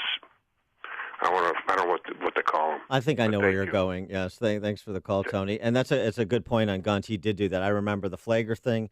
Also, he made some kind of gratuitous. He took some gratuitous shots at Sarah Palin. Oh yeah, that's right. It's just it's one of those things. Hey, police superintendent, He's blaming the guns, not the person. Go focus on policing. Yeah. Yeah. Let me get Jason from Franklin Park in. Hey, Jason. Yeah, the previous caller stole a little bit of my thunder. I remember McCarthy. Remember, he's from New York too. So every time I heard that stupid New York accent, I wanted to punch my radio, but that's neither here nor there. It's getting better. It's softer now. Didn't want the Chicago citizens to be able to have concealed carry because only the mayor and the security elites should be able to arm themselves. And just he every time he talked, you could tell he was a total hack. And I mean, if you look too, it's that the homicides have actually gone down this year since McCarthy left. So but but McCarthy was gone last year, and they were at a 20-year high. So right. I mean, if anything, if Jody Weiss was going to run, that would be another story. I think he's transitioning. All right. Thanks for the call, Jason. What? Jody Weiss always looked a little off to me. Like Mark Tessman, they were kind of like they had too much Botox. Mark done. Trestman, the Bears coach? The Bears coach. Oh, he looked like Liza Minnelli. Definitely to me. Didn't he? To you? Where is Mark Trestman? Is He's gone. He's like he working had fewer wins than John Fox. Is he like working in the back office of of a hedge fund now or something? I mean, that's where they drag this guy out of a CPA's firm. Where did they get my Jody Wee? How about Jim Harbaugh? Jim Harbaugh could be back. Oh yeah. He's not doing so well at Michigan. He can't beat Ohio State or Michigan State. Yeah, that's true. Just so you know, I got a text message. I do know somebody who is probably going to announce that they're running for mayor. Troy LaRaviere, former principal at Blaine. Why does everybody laugh when I say that? You could barely I'm not, refrain from laughing. No, Troy LaRaviere. Yeah, I Yes, know. I've I heard know that. Troy. Yeah, and here's the thing with Troy. from Chicago, served in the military. Great principal at Blaine, I have to say. Yeah. Hired me as a volunteer coach. Okay, so you're conflicted out. No, but then he got in trouble because he did a commercial supporting Bernie Sanders, and Mayor Emanuel got his little panties in a bunch over that. And there's the problem with Troy. So he's a little progressive, Yeah. just a little. Yeah, like Trotsky. At least he came on the show every time we asked him to. He wasn't afraid to come on a conservative radio show like Mayor Emanuel is. No, I like Troy, and I liked talking with him on the show. Here's the problem. He's very good at identifying the problems. He and I see the problems the same way. But that's the easy part. His proposed solutions in the vein of one Comrade Bernie is to throw money at the problem, money we don't have. Yeah, the problem with Chicago government, not big enough, not expansive enough. It's not involved enough in your life. And I go back, I mean, so he's just directionally wrong, even though I like him and I enjoyed talking to him. He's a sharp guy, I'll give you that, but he's just wrong in terms of the philosophy that he would apply to all of the problems we were just discussing. And here's the thing about Chicago and Illinois. I can't remember if I said this on the show or not, but I want people to think about this. So I'm talking to a friend of a friend who's like a regional executive. He's an executive, covers a region for this company he works for. Yeah. So he goes to about 16 states routinely throughout the year. And he said, he's not from Chicago. He said, the thing I noticed about Chicago, and Illinois generally, but Chicago, is you guys talk about politics here and government more than the rest of the states I go to combined. It's so unusual. And I said, God, that's such an interesting observation. And I kind of thought about it, saying, well, why would that? Well, of course we do. Because we are a government-centric city and state. They're the major employers. You have layers and layers of government, more units of government than any state in the nation, more elected officials than any state in the nation, even as we hemorrhage population. Maybe the two are connected. We're government-centric. Why do people talk so much about politics and government? Because there are so many people connected to it, 1, 2, 3 levels removed. And so it's central to our lives. And it's destroying the quality of life. It has been for a long time, and now you're really starting to get to the point of critical mass at every level across the range of systems. But that's why, because government here is bigger and more intrusive and more expensive than it is in those other 15 states that executive travels to. It's such a telling statement about the problem here. And the names that are bandied about as potential contenders to Tiny Dancer, they want to continue on this same path to oblivion that we're on. There's not a single one of them that I've heard, and that's why it provides such an opportunity for a center-right candidate. I mean, if we had a two-party system in the state, another problem. Listen to Dan and Amy on your smartphone. Download the AM 560 mobile app today at 560theanswer.com/mobile. Just reading through the Sun-Times article, it said Lisa Madigan, when she announced that she'd not return for a 4th term as Attorney General, she had to reassure Emanuel that she would not run for mayor in 2019. I mean, what world are we living in? You got to kiss the ring? Oh, don't worry, I'm not going to try and take your job. Well, that's because this is the ruling class and all the potentates, and they got to make sure everybody stays in their lane. And Luis Gutierrez calling it quits so Chewy can take his congressional seat. I mean, it's so sick how they've lined this up. What also is sick is this weather, because I can't take it anymore. Who's with me? Who wants to revolt? against property taxes and the cold. Going to take on Mother Nature. It's going to be sunny with a high near 12, but with the wind chill, it's going to be about minus 14 to minus 30. Wind chill advisory in effect until noon today. I don't know how my cats are still alive in the garage. Tomorrow, Friday, sunshine, a high near 11 with a wind chill of minus 16. Great. Just hold on. Sunday, it's going to get better. We're going to have a high near 32 degrees, but with that comes some snow. Now let's get into the Alarm Detection Systems Traffic Center. Here is Jim Talamonte. Well, good morning, Amy and Dan. We have a lot of frozen orange line passengers this morning standing on platforms. Trains are stopped at Midway right now due to a mechanical problem. Gurnee, there's a closure of northbound 41, Stern School Road to Hanson. That's due to a crash. Edens is light, no significant delays. The Kennedy's still fine. Eisenhower heavy outbound, Harlem to 9th Avenue with a crash on the right shoulder. About a 3 or 4 minute delay. Inbound, just maybe a brief gaper slowdown. Inbound Stevenson has just a 2-minute delay, Cicero to Pulaski. Inbound Ryan looking at 21 minutes, 95th to downtown. The other expressways and tollways are cold but delay free. Jim Talamonte in the Alarm Detection Systems Traffic Center. You should take on Amaya Pawar for alderman. Then I'd be the mayor's alderman because he's in my ward. Yeah. Yeah, Tiny Dancer, clean up this Exactly. sidewalk. There's snow here. That's a $250 fine. That's a good enough reason to run right there. And frankly, that's a good enough campaign platform to run on. I could get my players' parents maybe if I have another successful All right, let's season. go. Come on, we got a full-on recruitment effort underway. Amy Jacobson for, was it 44? 47th. 47th. Know your 47th. wards. Okay, Okay, 47th is Ward Tom Alderman. Tunney. I always have Tom Tunney on my mind and up my butt. 47th Ward Alderman Amaya Pawar has a challenger. Her name is Amy Jacobson. Get used to it.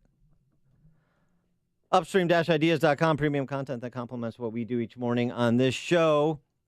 Long-form interviews in our Against the Current series this week featuring Zach Model, who's an executive, fourth-generation manufacturing business, Atlas Toolworks in Lyons. We talk about manufacturing in Illinois.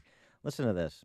From December 12 to December 16, December of 2012 to December of 2016, Illinois has lost 18,000 manufacturing jobs. Indiana, plus 31,900. Ohio, plus 31,900. Wisconsin, plus 17,100. Michigan, plus 59,800. Wow. Missouri, plus 8,900. Kentucky, plus 18,000. So why? Why all of those Midwestern states on the plus side and us on the minus side? We'll talk. You can find out if you watch that interview I did with Zach Model, which is very good. It's at upstream-ideas.com. Hey, Butch, all I ever see you eat is raw meat, whiskey, and an occasional bowl of rusty nails. Now, I know you're tough, but with your diet, what's your secret to avoiding the flu? Jim, this is between us. You hear? Sure, Butch, you can trust me. Well, I take Balance of Nature's fruits and veggies. I take them on the go or under the table when no one's looking. It's the only way I'd ever get over 10 real servings of fruits and vegetables. Is it like a vitamin or something? No, it's food. They only use real whole ingredients. Not that isolated or synthetic crap you get with all the other guys. This is real stuff, Jim. Real stuff. They sell direct to consumers and ship right to your door, free of charge. Well, Buckaroo, how do I get them? Call them at 1-800-2468-751. Write it down, Jim, before someone sees me. It's 1-800-2468-751. Or go online to balanceofnature.com. Use promo code WAGON for a special offer. Earnings vary based on your effort. Message and data rates may apply. Do you want to learn how to make money flipping houses right here in Chicago? If so, we have an amazing opportunity for you. We're looking for a small group of motivated individuals to join our real estate investing team. You'll learn our simple 3-step system for flipping homes right here in the local area. This is Than Merrill, star of A&E's hit TV show Flip This House. My team and I are looking for a handful of people in the Chicago area who want to learn how to make money flipping houses in your spare time using other people's money. Chicago is a perfect market for my system, and next week I'm holding a free 2-hour educational workshop where you will learn how to make money flipping homes and how to build long-term wealth with income properties. To get 2 free tickets to Than's workshop, text HOME to 82,000. Seating is extremely limited. Text in the next 10 minutes, and you'll also receive a free copy of Than's Money for Deals Guide. Text HOME to 82,000. That's HOME to 82,000. Hey guys, Ken here from the hit podcast Today's Growth. Who would win a 3-mile bicycle race, an 11-year-old girl or last year's winner of the Tour de France? It all depends on the bicycle. It depends on their vehicle. Both on a 10-speed and the pro racer is going to win every time. But put the racer on a tricycle and the 11-year-old wins every time. You see, it's not the driver, it's the vehicle. When it comes to generating revenue, it's exactly the same. If you have a job or a small business, you are riding a tricycle. You can only go so fast. If you need to make up lost ground, it's not going to happen on a tricycle. No matter how fast you pedal, it's simply not going to win the race.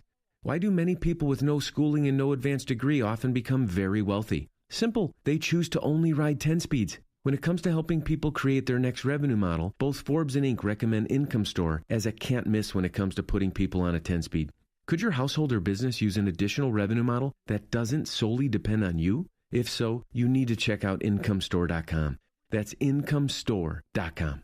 AM 560, The Answer. Remember our very special Dan and Amy when Amaya Pawar called it quits for governor? Yeah, I remember we took calls for hours and hours on end, taking people's favorite moments from the Amaya Pawar gubernatorial campaign.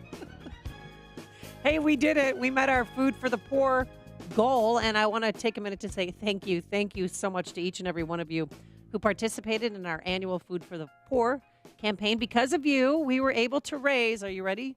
Over $180,000 to provide food for a year and clean water for life for over 3,200 children and their families in countries throughout Latin America, the Caribbean, places in Puerto Rico. We were able to provide them with portable generators.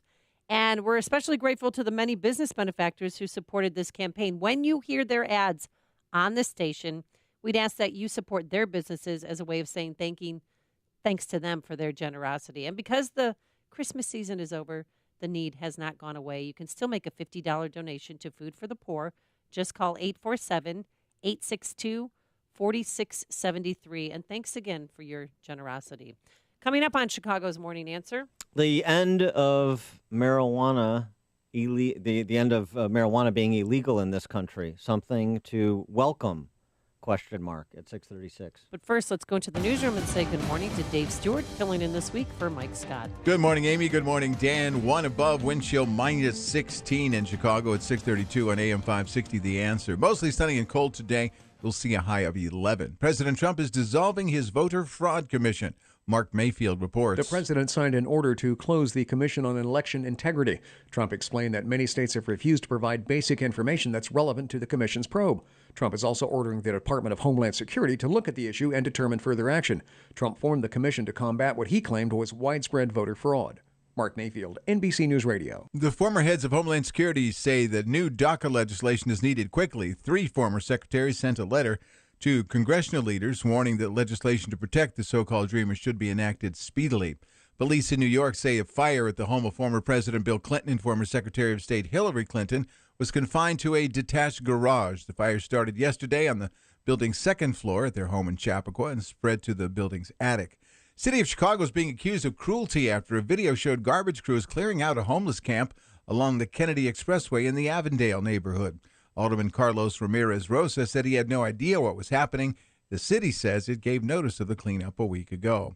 Last year was one for the record books in weather. 2017, the 6th warmest year on record in Illinois, says the state climatologist Jim Angel. And that's because the statewide average temperature was 54.3 degrees, which is about 2 degrees above normal. So very much on the warm side, even though we've had a very cold ending to it with the last week or so of cold temperatures. Those temps did vary quite a bit, with February way above average and August pretty cool.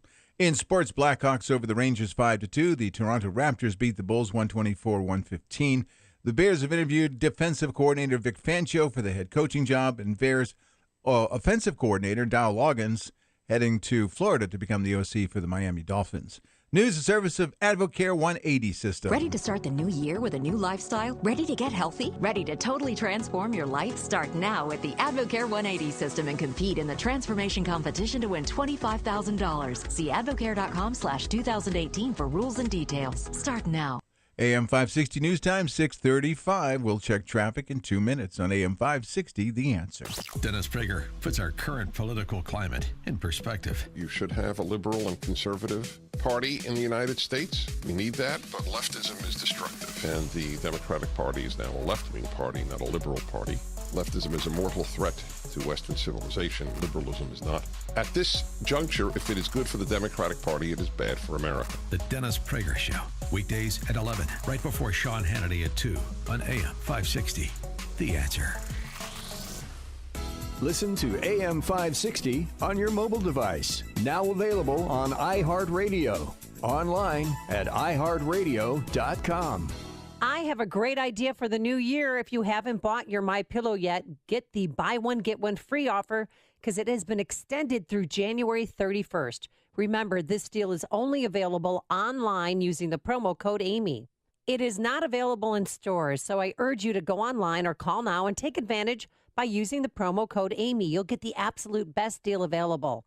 MyPillow's absolutely helped me get a great night's sleep by moving the fill. I get the support I need regardless if I sleep on my back or side, and I do not wake up with a stiff neck or headache. They're made in America, and you can wash them and dry them. They're hypoallergenic. Plus, you have a 10-year warranty and a 60-day money-back guarantee. So get your buy one, get one free MyPillow by calling 800-489-0201. Use the promo code Amy or visit MyPillow.com. That's 800-489-0201, 800-489-0201, promo code Amy. At 6:37 from the Alarm Detection Systems Traffic Center, here's Jim Talamonte. Thanks, David. In Gurnee, 41 is closed northbound, Stern School Road to Hanson due to a crash. Eden's inbound, Little Tight Foster to the junction, 20 minutes like Cook to Montrose, outbound 19. Inbound Kennedy, got 2 or 3 minutes worth of delays from North Avenue, the Hubbard Tunnel, fine outbound. The Eisenhower is good inbound right now, but outbound stop and go Harlem to 9th Avenue with a crash on the right shoulder. 32 minutes downtown to 390. Inbound Stevenson, 36 minutes, 355 to Lakeshore Drive, outbound 5 to 34. Inbound Ryan, 19 minutes, 95 to downtown. Bishop Ford, 18 minutes, 80-94 to the merge. The other expressways and tollways are fine. There are many flight delays and cancellations, mainly due to weather in the east. Traffic service at Staples. Staples helps you keep your ink stocked and your business moving this year. Trade in your old printer and save up to $200 on a new Epson Eco tank, including up to 2 years of ink. Ends 1/6. See store or staples.com for details. Restrictions may apply. Staples, it's pro time. Traffic answers when you need them most. I'm Jim Talamonte on AM 560. The Answer. More of Chicago's Morning Answer next. Now, the forecast, mostly sunny, brisk, and very cold today, a high of 11. Clear and cold tonight with a low of 2 below zero. Plenty of sunshine, cold again tomorrow, high 11. Right now, 1 above, wind chill minus 16. Next news, 7 o'clock. Get a continuous coverage of the latest news, traffic, and weather at 560theanswer.com. Now, more of Chicago's Morning Answer on AM 560, The Answer. This hourly segment is brought to you by The Lou Bridges Show. Tune in on Saturday mornings at 8 to learn how you might fight foreclosure and keep your home. Let not your heart be troubled. Listen to me, Sean Hannity. I'll have the latest news and what it all means for you. It's coming up at 2 right here on AM 560, The Answer. Good morning, Dan and Amy. This is an issue for you to address, Mom. I'm singing the song. Then she wouldn't play. Who sings this song? Bon Jovi. She's a little runaway. Bon Jovi, right?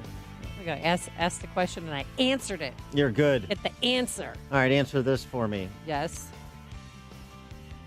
My boyfriend pressured me for hours to send him pictures of me naked. Now he threatens to send them out if I don't send him more really nasty pics.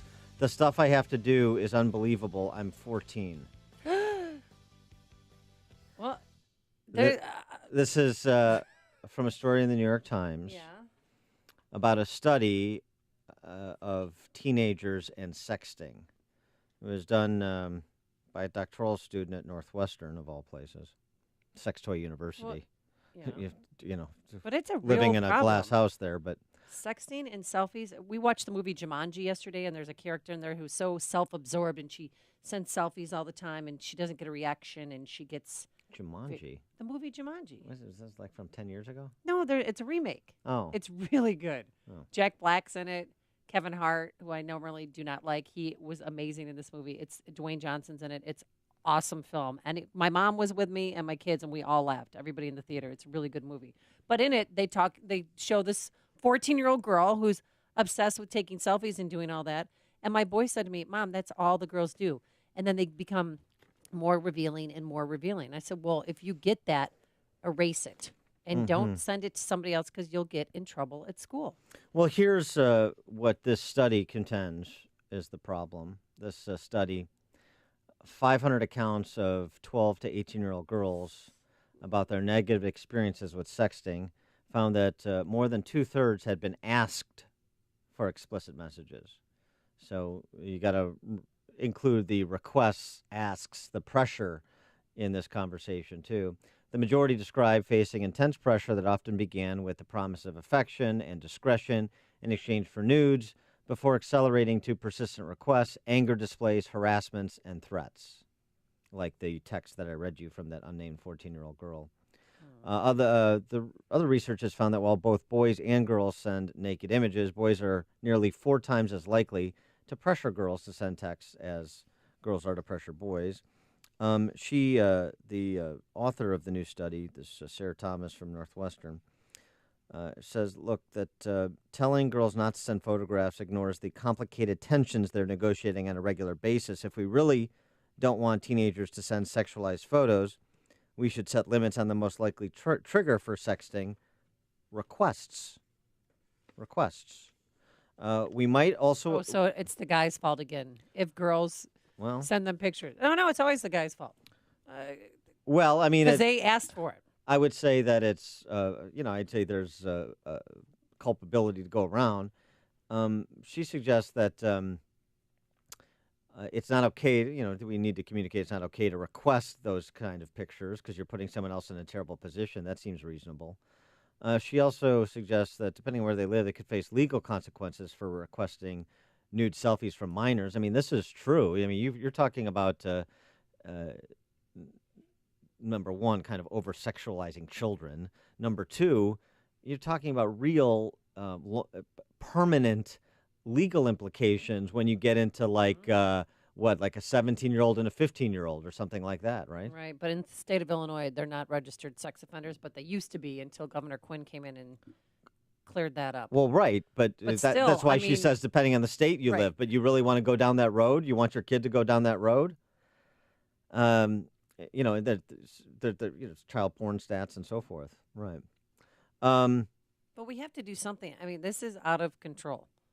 And the time that the kids spend on their phones and watching YouTube and playing games, it's too much. And maybe a lot of parents are dealing with it because their kids have been home for 2 weeks now and they don't go back to school until Monday, but they're obsessed with their phones. What about, number one, it starts in the home, of course, like everything does. But number two, at schools, you could have regimes where punishment is meted out based on the request as much as it is based on the response. Oh, so if a boyfriend or a guy asked for it, to send a picture, he'd get in as much trouble as.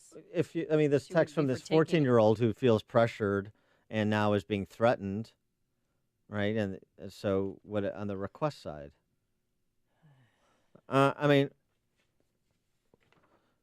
Look, I just want to get rid of sexting altogether. Why would anybody send a picture of themselves in a compromising position?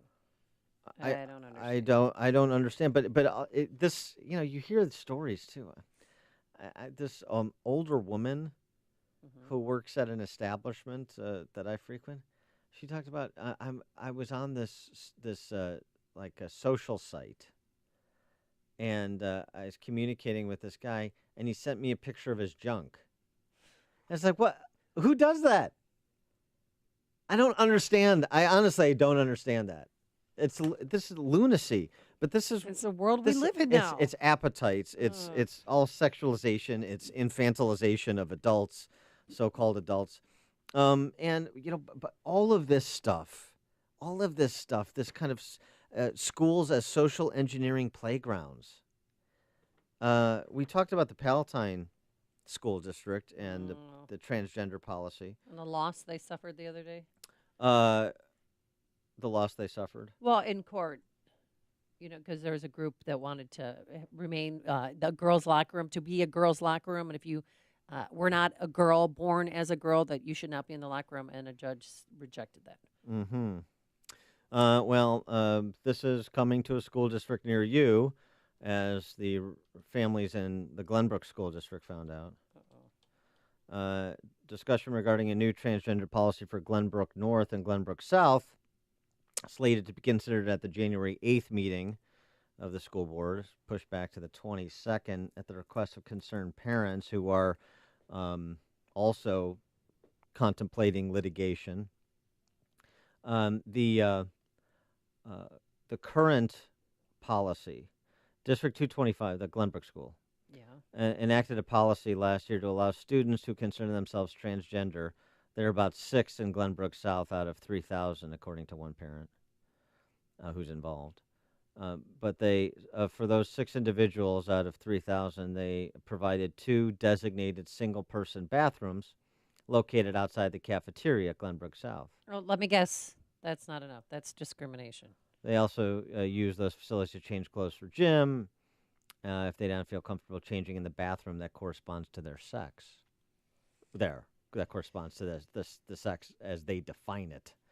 That corresponds to their actual sex, not how they're identifying. Okay. That's those facilities, those single person bathrooms, where if they didn't, a guy who says he's a girl, if he didn't feel comfortable changing in the guy's locker room for gym class, for example. Right. So that's right. So that accommodation, much like, here we go, this, Palatine did something similar. That's not reasonable to those interested parties, because they want to impose, they want to mainline, and they will not relent. I mean, it's so like the gay couple seeking out the Christian baker, right, or the Christian florist. They want to take you down if you disagree. This is not about tolerance. It's about the imposition of will, and it always has been. And so many people were so naive for so long as we walked down this road to, Caligula, and now we're here. And now some people are a little concerned about their daughter having dudes in the locker room. Well, I don't think he's going to hit on her. It's just it's for me, it's what's our privacy rights? Do we have, I'm with those 50 families who sued the Palatine School District wanting to end the policy for good. Because what are there? I've been in these locker rooms, Dan. These are schools I've played against for 4 years, for 2 sports. We've changed in these locker rooms. I've been there. So I can't imagine having a guy in there changing too at that age, when you're so vulnerable and you're very conscious of your body, and because things are changing, that there's a guy in there that you have to share the space with because his rights trump 200 girls' rights, and the visiting teams too. I mean, it's just, I don't know how it got to that. And they gave him every chance. They let him change in the teachers' lounge. They were going to build him his own bathroom, and that was not enough because he wants to be a girl, but he still has something on him that makes him not a girl. And the other thing you see happening, right, is your kids are not your own. That's another portion of the story. It's more of the Platonic society. The village, they belong to the village, starting with the village elders on your school board, your administrators, your local officials. So with respect to what you want for your kid, or the values that you want reinforced in school, the values that Johnny or Sally learn at home that you would like to see reinforced by their teachers, too bad, so sad. I could not believe how many, Peyton and Eli and all of their friends were so upset about the cake baker. They all sided with the cake baker.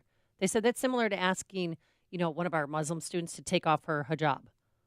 That's what they compared it to. And they were so upset that they're like, that gay couple could have gone to any other baker in town, but they chose to make a stink and make a big deal out of it. And so what's going to be the response to the thugocracy?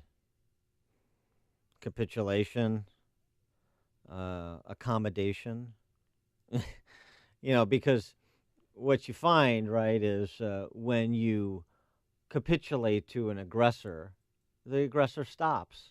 Is that what we know about human nature? When you give in and you give in and you give in, well, then the aggressor just gets tired and won't impose his will anymore, right? We just talked about this with respect to crime on the streets of cities like Chicago and Baltimore. Weakness. And they really believe what they're advancing, the cultural Marxists. They really believe it, and they're intent on it. I guess we're going to find out if those who are not cultural Marxists, those who believe in their faith and try and live it out, and those who believe in the inviolate nature of family, certainly vis-a-vis the government, are going to fight for that. We're going to find out. We're going to find out. But we're encouraging kids who may be gay to become transgendered. This kind of behavior, like, look at all the power and attention they're getting. And they might even get, money from this, which some of the transgender families are going to get money from this. So let's do this too. It's the imposition of will. This is how it's going to be, and we're all going to celebrate it. That's what it is. Hey, I didn't hear a harumph from that guy. Harumph. Blazing Saddles without the funny. Bob in Naperville. Harumph. Yes, good morning, Danny. My son, who started school, North Central, yesterday, I guess the first thing the professor said was, instead of introducing yourself, my name is so-and-so, that you have to get up and determine what pronoun you want to be called by. And I thought, this is getting ridiculous. It's here. It's here. It's everywhere. And this is North Central. I thought it was a rather, Christian conservative school. It's everywhere. Yeah. Thanks for the call, Bob. I mean, here's something else too. What some of these schools used to be, they're not. They're not. Take a good, sober look from pre-K through post-secondary. The basis on which many of these schools were founded, how they were when you went there, And it starts with personnel, because personnel is policy. So forget the branding of a North Central or some Northwestern. Pick a school. Look at what's going on inside the walls. Marty in Naperville. Hey, Marty. Hi, guys. Good morning. It's hard to explain what I'm trying to say to your screener, but you take a teenage boy and you put him in a girl's locker room because he thinks he needs to be there because of his transgender. And if a certain thing happens to this teenage boy when he sees girls undressing, he shouldn't be in that locker room. Thanks for the call, Marty. And that certain thing happening, you mean he sits down and writes a sonnet? Exactly. We've got to protect our phony baloney job, gentlemen. We must do something about this immediately. Harumph. I didn't get a harumph out of that guy. Give the governor harumph. The stories you need to know to start your day. This is Chicago's Morning Answer on AM 560. The Answer. I'm Lou Dobbs. Private sector jobs in Chicago reaching a 25-year high. South Carolina may see huge refunds from a failed nuclear project. Those stories next. You're paralyzed by the fact you owe the IRS more than $10,000, and like most individuals or businesses, you don't have a clue how to resolve your tax debt. But doing nothing means your problem only worsens. The minute you call Rapid Resolution Tax Group, they'll help determine your best way out of that overwhelming tax load. They're accredited with and A+ rated by the Better Business Bureau, and they guarantee same-day contact with the IRS. They know exactly how the IRS works, the solutions and loopholes that can work in your favor. Your call is confidential, and it's the first step in getting real answers. If you owe the IRS more than $10,000, whether it's personal, business, or payroll tax issues, or have years of unfiled returns, call Rapid Resolution Tax Group now at 800-601-2929. That's 800-601-2929. 800-601-2929.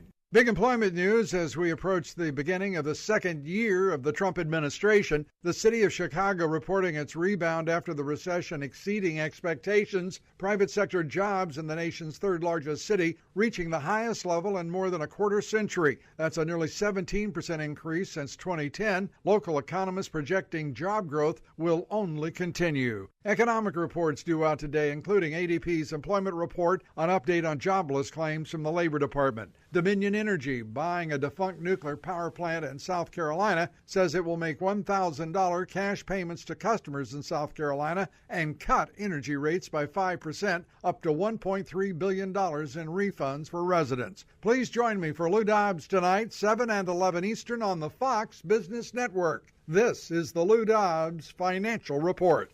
No more excuses, gentlemen. It's a new year. It's time to do the things you've been putting off, especially when it comes to taking care of your health. I personally recommend visiting my friends at Low T Center. That's where I got my levels tested. They make it quick and easy. You walk in, take a simple blood test, and with the convenience of their on-site lab, you'll know your results in about 20 minutes.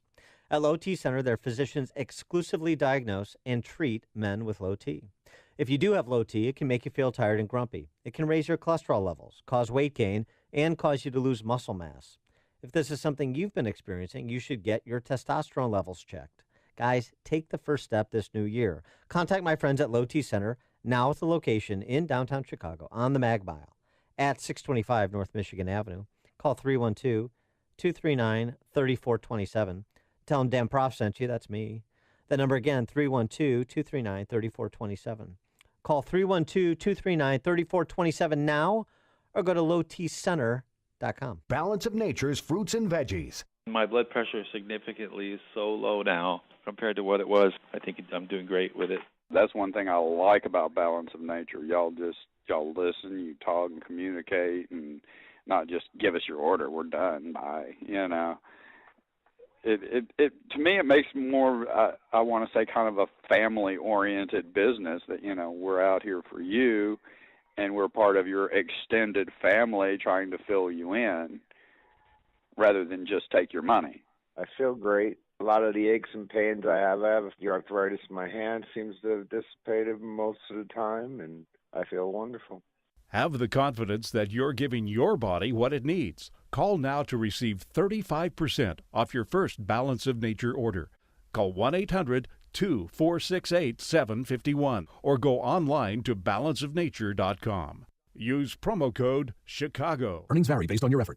Do you want to learn how to make money flipping houses right here in Chicago? If so, we have an amazing opportunity for you. We're looking for a small group of motivated individuals to join our real estate investing team. You'll learn our simple 3-step system for flipping homes right here in the local area. This is Than Merrill, star of A&E's hit TV show Flip This House. My team and I are looking for a handful of people in the Chicago area who want to learn how to make money flipping houses in your spare time using other people's money. Chicago is a perfect market for my system, and next week I'm holding a free 2-hour educational workshop where you will learn how to make money flipping homes and how to build long-term wealth with income properties.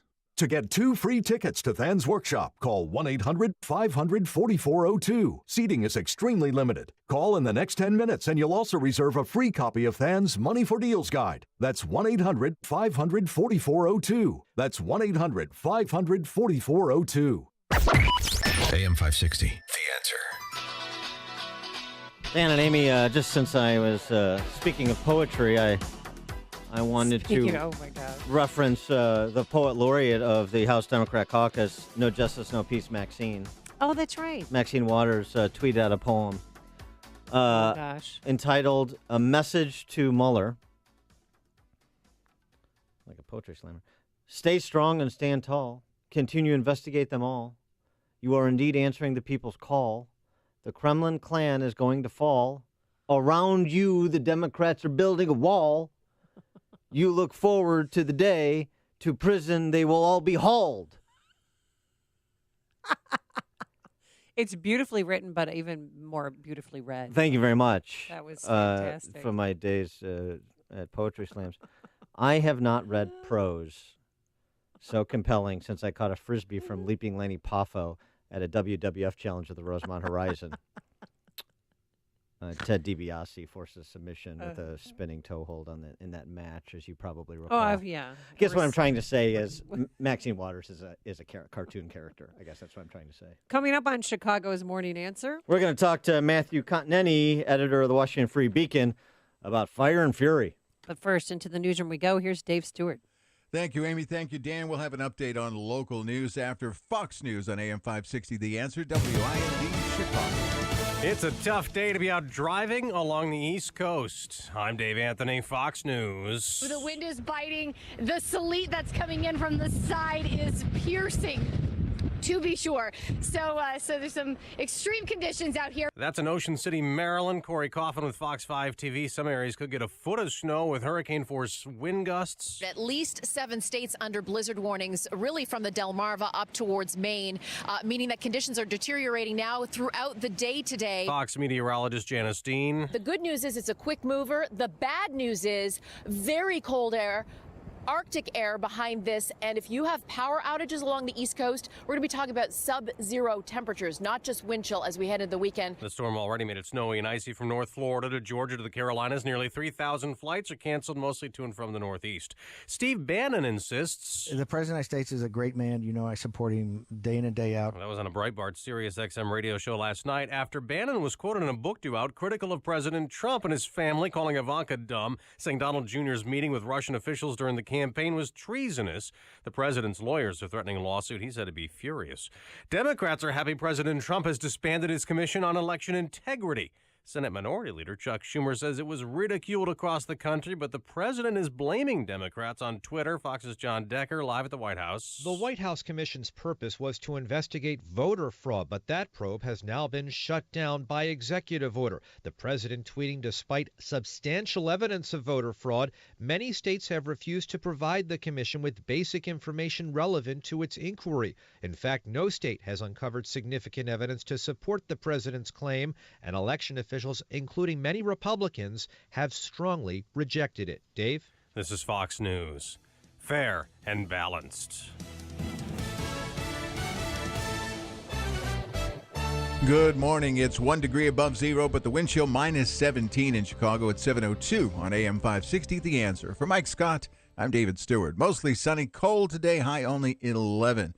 Democratic candidate for governor Chris Kennedy is accusing Mayor Emanuel of leading an effort to push people of color out of Chicago. Kennedy said the mayor's administration is implementing a strategic gentrification plan involving the disinvestment in communities. Instead of using our resources to revitalize our city, we're cutting off resources to push people of color out of our city and perhaps out of the way of economic development. Emanuel's office responded, blasting Kennedy for using politically motivated attacks about the city's communities for his own personal gain. A federal appeals court will decide whether an Army veteran from Chicago will be deported back to Mexico. The case of Miguel Perez Jr. was argued yesterday.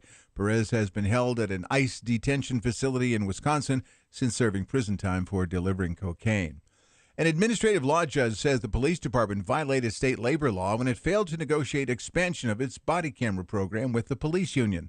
The judge found the city should have bargained with the FOP when it expanded the use of body cams to 14 districts in 2017. So the judge advised the city to begin a dialogue with police on safety and discipline.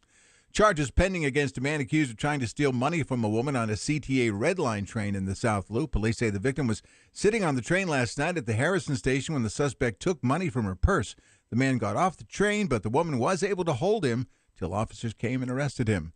Chicago's former top cop preparing to possibly run for mayor next year. The Sun-Times reports Gary McCarthy and his backers have reserved the domain name GaryForMayor.com. The site will be used to raise money, advertise his candidacy, and solicit voter feedback. In sports, the Blackhawks over the Rangers 5-2. The Toronto Raptors beat the Bulls 124-115. The Bears have interviewed defensive coordinator Vic Fangio for their head coaching job. And they say goodbye to Dow Loggins, who's heading to Florida to become the offensive coordinator for the Miami Dolphins. The news, a service of Advocare 180 system. Ready to start the new year with a new lifestyle? Ready to get healthy? Ready to totally transform your life? Start now with the Advocare 180 system and compete in the transformation competition to win $25,000. See advocare.com/2018 for rules and details. Start now. AM 560 News Time, 7:04. We'll check traffic in 2 minutes on AM 560, The Answer. If you like your health care plan, you'll be able to keep your health care plan, period. No, Mr. Obama, we can't. That was the 2013 PolitiFact lie of the year. In 2017, Blue Cross canceled 97% of their policies. Because your 2017 Blue Cross policy was canceled, you're still eligible to purchase a new plan under special enrollment until March 1st, even though Obamacare open enrollment has ended. And depending on your income, you may find a more affordable plan. Better yet, the Obamacare mandate will be repealed thanks to President Trump, so you'll no longer be fined by the IRS for purchasing lower-priced, short-term plans. There's no one better to help you navigate the Obamacare maze than C. Stephen Tucker. He's a 20-year licensed broker who I know and trust, who's been educating listeners for more than 6 years. Steve, how can our listeners get in touch with you? Thanks, Dan. They can visit healthinsurancementors.com or call me directly at 630-674-1551. That's 630-674-1551. All money managers may seem pretty much the same. But while some money managers may recommend high commission investment products, Fisher Investments avoids them. Some money managers may have hidden and layered fees. Fisher Investments never does. And while some money managers are happy to earn commissions from you, whether you do well or not, Fisher Investments fees are structured so we do better when you do better. In other words, we're structured to be on your side. Maybe that's why most of our clients come to us from other money managers. Talk with us and find out why so many experienced investors are switching to and staying with Fisher Investments. Fisher Investments, clearly better money management. Investments in securities involve the risk of loss. Visit us at FisherInvestments.com to find out what we can do for you. This is Dan Proft with 60 Seconds of Sanity, sponsored by Upstream-Ideas.com. In 2018, the GOP's continued standing as the majority party will turn on the participation of culturally anxious voters, the people who appreciate the distinctions between liberty and libertinism, the people who understand the implications of erasing the lines between decency and indecency, the people who are respectful of the time, money, and lives of others, the people who recognize identity politics for the cultural poison that it is, the people who still talk of men and women without the cisgender modifier, the people whose lives are defined by the love of family and friends, not the popularity of a hashtag campaign. The people who will listen to rather than shout down an opposing viewpoint. The people who see things for what they are rather than redefine them through a distorted political lens. The people who believe in being their brother's keeper but don't believe they should be forced to be a sugar daddy. It won't be a single issue. It's not going to be a question of one accomplishment or one failure. It'll turn on whether or not Republicans let cultural Marxists run roughshod over people in their offices, their churches, and their kids' schools. The GOP's majority status will turn on its ability to serve as political Xanax to the culturally anxious. At 7:08 from the Alarm Detection Systems Traffic Center, Jim Talamonte. Thanks, David. At O'Hare, the latest cancellation number is up around 140 cancellations today, 36 at Midway, and both airports report some delays. This is mostly due to that East Coast weather. Eden's just a little heavy inbound, Foster to Montrose, 20 minutes, Lake Cook to the Junction, outbound fine at 19. The Kennedy, 23 minutes, O'Hare to downtown, outbound 22. The Eisenhower, just 30 minutes, 390 to downtown, outbound 32 minutes. The Stevenson, would you believe, 34 minutes either way between 355 and Lakeshore Drive. That's the base travel time. Some folks are staying home or working from home due to that cold. Ryan is just 19 minutes, 95th to downtown. Bishop Ford, a brief tap of the brakes from Cottage Grove to the merge. There are delays on the northbound Tri-State, 47th to 31st, and from the Reagan Tollway to the Eisenhower. The other tollways are clear, and northwest Indiana is looking good as well. Traffic answers when you need them most. I'm Jim Talamonte on AM 560, The Answer. More of Chicago's Morning Answer next, but now that chilly forecast, and here's meteorologist Kevin Snyder. The cold wave will continue through Saturday. Mostly sunny today with a high 12. Tonight, clear to partly cloudy and bitterly cold with a low -2. Full day of sunshine tomorrow, but frigid with a high 12. Then a clear and bitterly cold night, low -4. I'm Kevin Snyder on AM 560, The Answer. It's 4 above at the lakefront, 2 above at Midway, 1 above at O'Hare with a wind chill -17. Next news, 7:30. Continuous coverage of the latest news, traffic, and weather at 560theanswer.com. Chicago's Morning Answer continues now on AM 560, The Answer. This hourly segment is brought to you by the Alpha Wealth Group, bringing the trilogy of estate, tax, and investment planning together. Visit alphawealthgroup.com for a free report. This is Chicago's Morning Answer with Dan Proft and Amy Jacobson on AM 560. The Answer.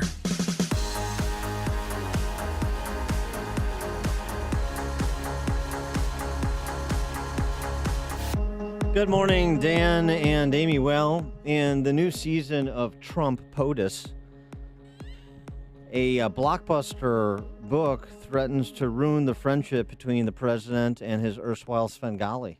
I like it. I like the opening episode. Oh, I can't it's wait to see how the fascinating. season ends. It's got me hooked. It has everybody talking. I mean, this new book that came, it's coming out soon, but Fire and Fury by Michael Wolff, who was just granted such amazing access to the White House.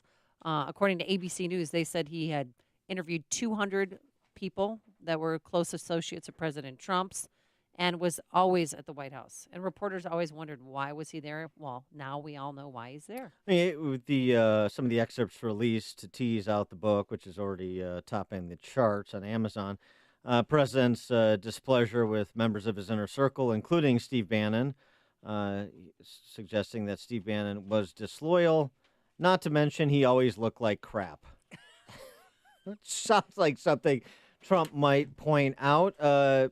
And Steve Bannon, of course, got a few shots off as well that led the White House to respond over the top, frankly, both Press Secretary Sarah Sanders as well as the president himself in a lengthy statement. Yeah, he thinks that Don Jr. is utterly and totally screwed because of that meeting that he had in the Trump Tower. He said that he's going to crack like an egg on national television.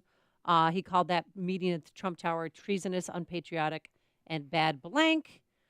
He also said that Ivanka is as dumb as a brick, and he does not like Jared Kushner and says that Jared Kushner might be involved in a money laundering scheme. And the statement from Trump, all 265 words of it. Steve Bannon has nothing to do with me or my presidency. When he was fired, he not only lost his job, he lost his mind. Steve was a staffer, the deepest cut of all, who worked for me after I'd already won the nomination by defeating 17 candidates.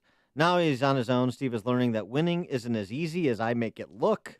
Steve had very little to do with our historic victory, which was delivered by the forgotten men and women of this country. Yet Steve had everything to do with the loss of a Senate seat in Alabama held for more than 30 years by Republicans.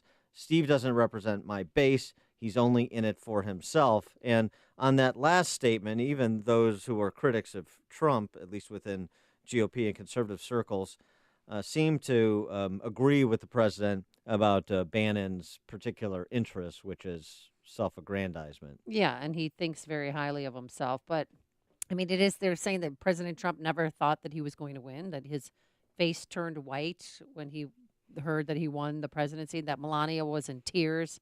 Kellyanne Conway, they said, was interviewing for a TV job.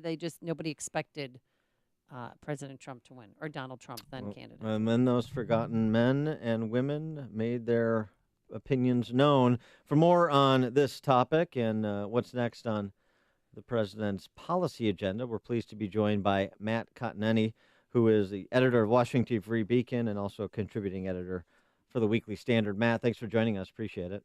Thanks for having me. So this is not kind of new ground that is being trod here with respect to a book coming out on the president while in office from a former ally or a current/former ally that includes things that are critical of him. But the nature of this would be like year two, Rove and George W. Bush being at war. I wonder what you think the medium-term implications beyond kind of the 2-week publicity tour for the book are for President Trump. Well, with President Trump, I've never tried to predict that far ahead in the future. So Yes. It's hard to say what the medium-term implications are. This is a book that is detonated in Washington. President Trump's the ultimate disruptor. There are plenty of books that where former aides badmouth their bosses in the past, going back to the Reagan years. And also there are plenty of books that are reporting or purport to be reporting of inside White House intrigue that kind of set Washington aflame. The difference in this case is the president. And that is, while those earlier tell-all books kind of made a big stir in Washington. Never has a president before reacted in quite the way that Donald Trump did. And, of course, we should begin to just expect that Trump is different from all of our earlier, or especially in the modern era, presidents. So his reaction, I think, is what is unique and telling about this. But while we were sleeping, I mean, Trump's attorney sent a cease and desist order to Steve Bannon. Right, exactly. I mean, that's kind of a big deal. That's not something, say, that President George W. Bush did when his former press secretary, Scott McClellan, released a tell-all in his second term, bad-mouthing him. So here, yet more evidence that Donald Trump is unlike many of his predecessors. Yeah, I'm thinking of David Stockman during Reagan, and there's so many examples of this, but you're right, the response is different, and I wonder if the response is different, because of the nature of the individual, but also because he sees this as an opportunity, that, this is an opportunity for loyalists to dig in even deeper for Trump, for those that, had some utility for Bannon's vis-a-vis his advancing Trump's interests or Trump's policy agenda or Trump-supported candidates. Fine, okay. But this further consolidates that base support, and frankly, it distanced themselves from Bannon, who's held up by the left as like the poster boy for the alt-right. Right. I mean, Bannon has been, I think, getting on Trump's nerves for months now. I think it began when Bannon appeared on the cover of Time magazine, and when Saturday Night Live began referring to Bannon as President Bannon. Both those things annoying Trump greatly, because Trump, of course, is the star of his own show, and rightly, in the fact that Bannon is someone who joined the campaign pretty late in the game, probably helped with messaging in the final months, there's no question, but I mean, the reason Donald Trump is president, for good or ill, is Donald Trump. It's not any of his advisors. And so I think Trump was further annoyed throughout last spring and summer when it was pretty clear that Bannon was leaking extensively to the media. And you can just go through the reporting and you'll see either Bannon quoting on Deep Background or people being described as senior White House sources or sources close to Bannon. Pretty clear it was Bannon. So that annoyed Trump further and is probably the main reason why Bannon was pushed out in August after Bannon randomly called up a liberal journalist and badmouthed administration policy on Korea to a liberal journalist on the record. Yeah, right. So Bannon and Trump have kind of been heading for a confrontation for some time, and then Bannon crossed the red line in these latest quotes to Michael Wolff, the author of this new book, where he went after Don Jr. And Jared Kushner. So he went against the Trump family, which is something that obviously the president could not handle. President Trump cannot handle when people, threaten his son and his son-in-law, both who were at that meeting. But in Michael Wolff's book, he said that he would have conducted the meeting, but just not at Trump Tower. So what does that say? Well, I really don't know. I mean, a lot of these things, I'm just beginning to read some of the anecdotes in the book. And, one thing that struck me just reading the latest excerpt, which was released today, is there's a source, they're quoting in the book, it's quotation marks around Lara Trump, who is Eric Trump's wife, something she said. But then the quote is attributed to an anonymous friend of hers. So there are some issues, I think, with the sourcing and the reporting of the book. Let's remember, for months, especially prior to John Kelly's elevation as chief of staff, we were getting this sort of tabloidy, anonymous leak reporting, just kind of flooding, a flood of it from the White House.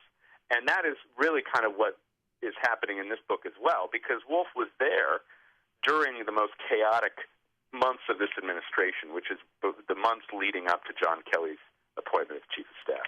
Yeah, that's a good point. And the other, you've also had, just to further the point you were making about some aspects of what's already been released being challenged. A friend of Trump, Tom Barrack, who's characterized as saying that Trump is an idiot, said he never said anything of the sort to Michael Wolff like that. So there are some people challenging how they're being quoted or how their positions are being characterized in the book.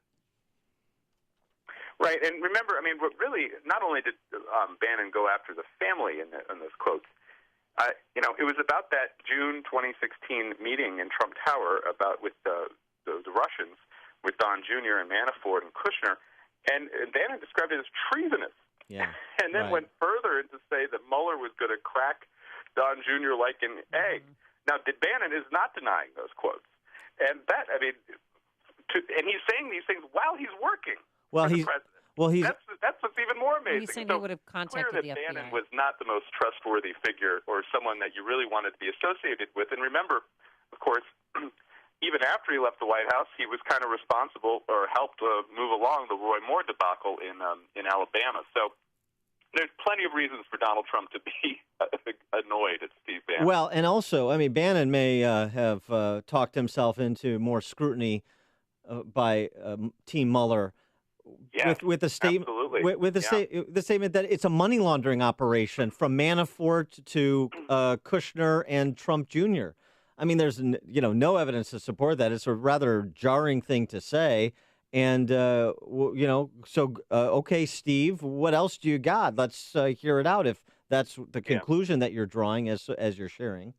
No, you're absolutely right. And I found it interesting, actually, earlier in the week, the New York Times released that big story kind of giving the FBI's view of how the Russia investigation got started. And talking about George Papadopoulos, the foreign policy advisor. And buried in that piece was a sentence I had never read before in the New York Times, which said, Steve Bannon declined to comment. And so that also, it was so novel to me that it made me think, Bannon might have more questions to answer about the Russia story than we've been led to believe. So what's his role going to be going forward for Republicans? Is he persona non grata now, or what's going to happen?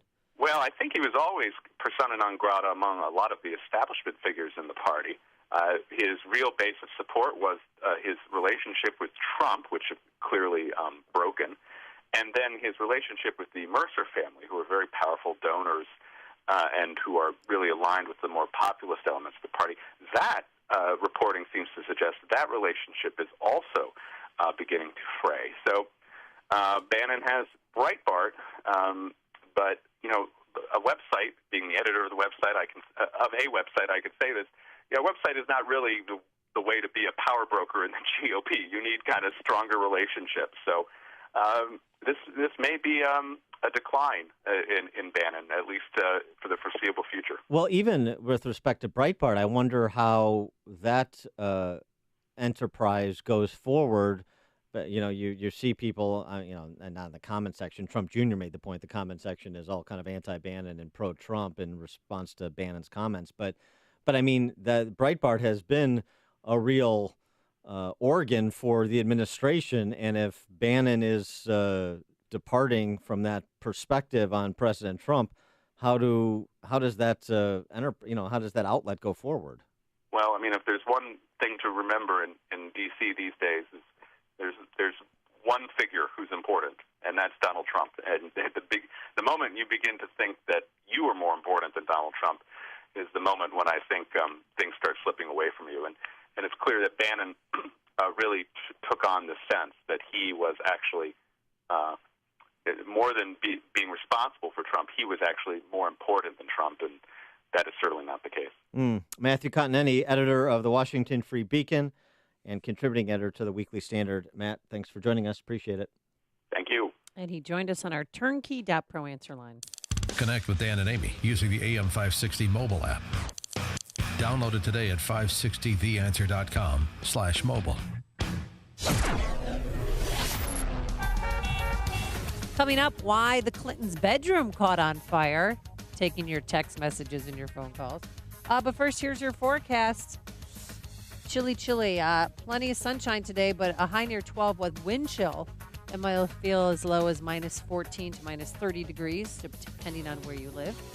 And then tomorrow, Friday, plenty of sunshine again, but only a high near 11 degrees. Any good news out on the roadways? Here's Jim Telemonte in our Alarm Detection Systems Traffic Center. Well, Amy and Dan, for the most part, traffic is lighter than normal. On the eastbound Adams Tollway, there is a crash at the Elgin Toll Plaza in the left lane. I prepare to slow down there. This one's just reported. Northbound Tri-State with some delays from the Stevenson to 47th and from the Reagan Tollway to the Eisenhower. The other tollways are clear. Eden's just 20 minutes. Lake Cook to Montrose outbound 19. Kennedy just 23 minutes. O'Hare to downtown outbound 22. The Ike 30 minutes, 390 to downtown. Outbound 32. The Stevenson has no significant delays. The Ryan is 19 minutes, 95th to downtown. Northwest Indiana looks okay. I'm Jim Talamonte in the Alarm Detection Systems Traffic Center. No more excuses, gentlemen. It's a new year. It's time to do the things you've been putting off, especially when it comes to taking care of your health. I personally recommend visiting my friends at Low T Center. It's where I got my levels tested. They make it quick and easy. You walk in, you take a simple blood test, and with the convenience of their on-site lab, you'll know your results in about 20 minutes. At Low T Center, their physicians exclusively diagnose and treat men with low T. If you do have low T, it can make you feel tired and grumpy, can raise your cholesterol levels, cause weight gain, and cause you to lose muscle mass. If this is something you've been experiencing, you should go get your testosterone levels checked. Guys, take the first step this new year. Contact my friends at Low T Center, now with a location in downtown Chicago on the Mag Mile at 625 North Michigan Avenue. Call 312-239-3427. Tell them Dan Prof sent you. That's me. 312-239-3427 is that number. Again, call 312-239-3427 now. Or visit lowtcenter.com.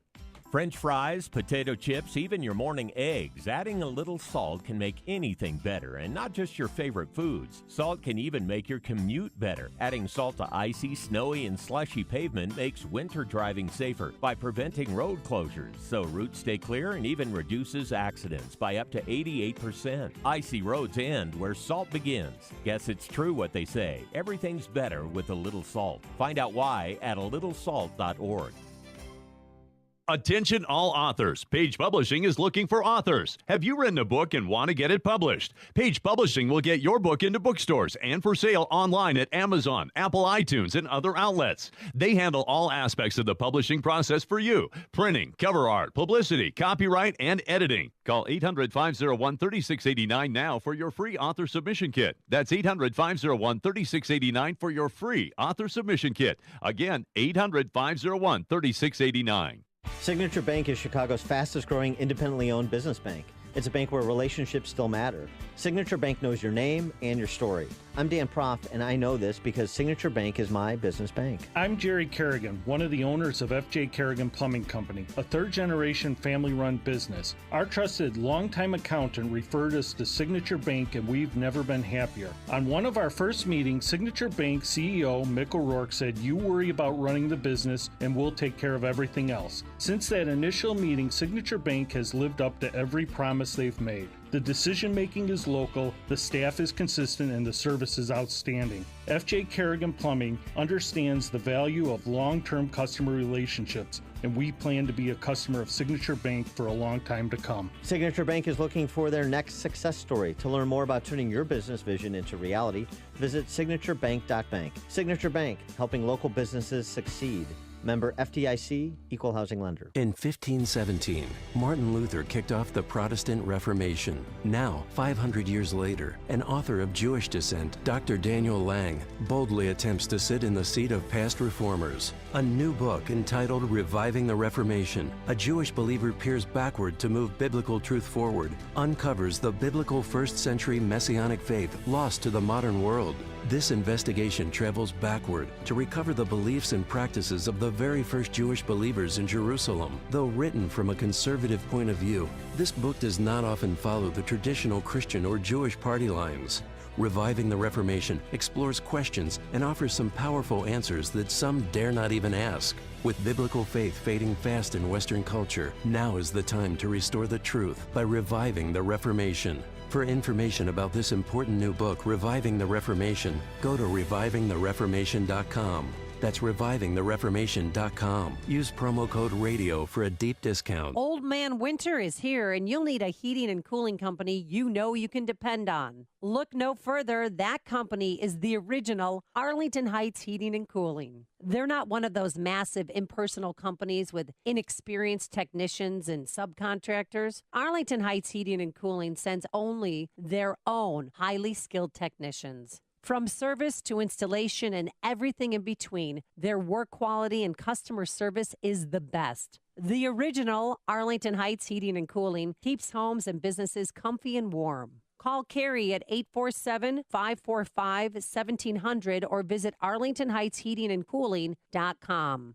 Mention AM 560 and receive 20% off your first service call. That's Carrie at 847-545-1700 or online at ArlingtonHeightsHeatingandCooling.com. The original Arlington Heights Heating and Cooling, not the biggest, just the best. On AM 560 The Answer, we talk about the important issues that affect your world. Things like the economy, education, and foreign policy. There's always so much going on in the news that we don't always have the time to focus in and talk about the big ideas behind the important issues. Enter Upstream Ideas online at upstream-ideas.com. Upstream Ideas, in partnership with the Illinois Opportunity Project, provides the kind of information that informs the policy discussions happening here on AM 560. At Upstream Ideas, you'll broaden the debate, move beyond partisan assumptions, and challenge accepted beliefs. Upstream Ideas goes against the current and thinks upstream. Go online now at upstream-ideas.com. That's upstream-ideas.com. You'll be armed with new information and fresh perspectives to help encourage you to make the state of Illinois and the United States of America a bit freer, a bit more just, and a bit more civilized. Upstream-ideas.com. AM 560, The Answer.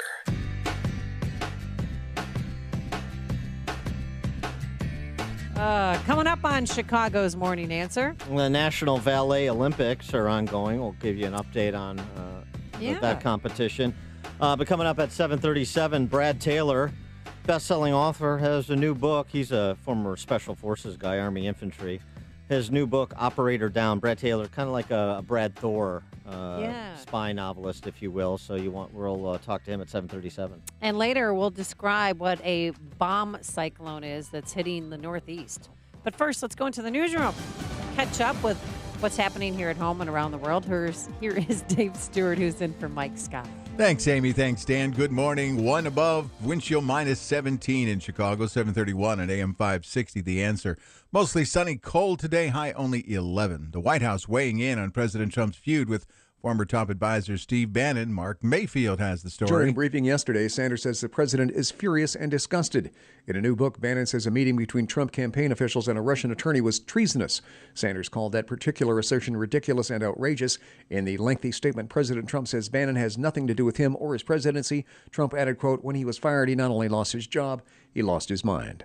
Mark Mayfield, NBC News Radio. Airlines canceling flights because of the winter storm out east. More than 3,400 flights have been canceled nationwide, including now nearly 200 in Chicago. The major New York airports are seeing more than 1,600 cancellations, including Newark, LaGuardia, and JFK.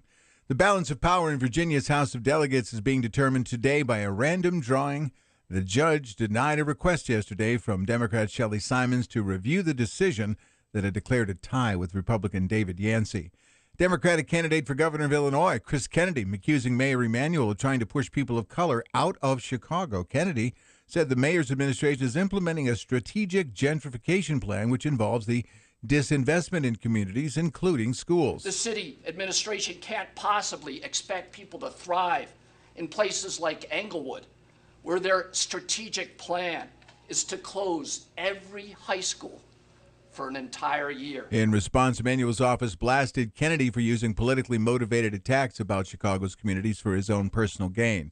Chicago police say a suspect shot himself while attempting to rob a rideshare driver early this morning in the Park Manor neighborhood. Just after 2, the man was riding in a Lyft car in the 7200 block of South St. Lawrence when he pulled out a handgun and attempted to rob the driver. But the driver then tried to disarm the passenger, and the gun went off, striking the attempted robber in the hand. He was arrested. The gun, though, not recovered.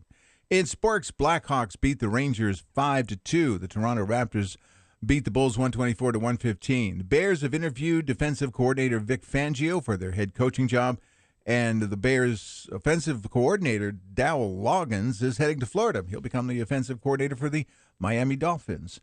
The news is service of Rocket Mortgage by Quicken Loans. Rocket Mortgage is simple so you can understand the details and be sure you're getting the right mortgage. Apply simply, understand fully, mortgage confidently. Visit rocketmortgage.com today. Licensed in all 50 states and equal housing lender, NMLS number 3030. AM 560 News Time, 7:34. A check of traffic in 2 minutes on AM 560, The Answer. Hey, Mark, thanks for hanging on, man. I think the reason you like the travel ban and the wall is the same reason, because you're a racist. The Joe Walsh Show. I think the travel ban is nonsense. You think it's nonsense, but does the president have the authority to keep certain people out of here? He's an idiot. Hey, Walsh, you're a racist and Trump's an idiot. Boy, that's a constructive dialogue. The Joe Walsh Show. Weeknights starting at 5. Right after Sean Hannity at 2 on AM 560. The Answer. That might have been the worst caller we've ever had. Get your truly free credit score and free credit monitoring from Credit Karma. Download the Credit Karma app today.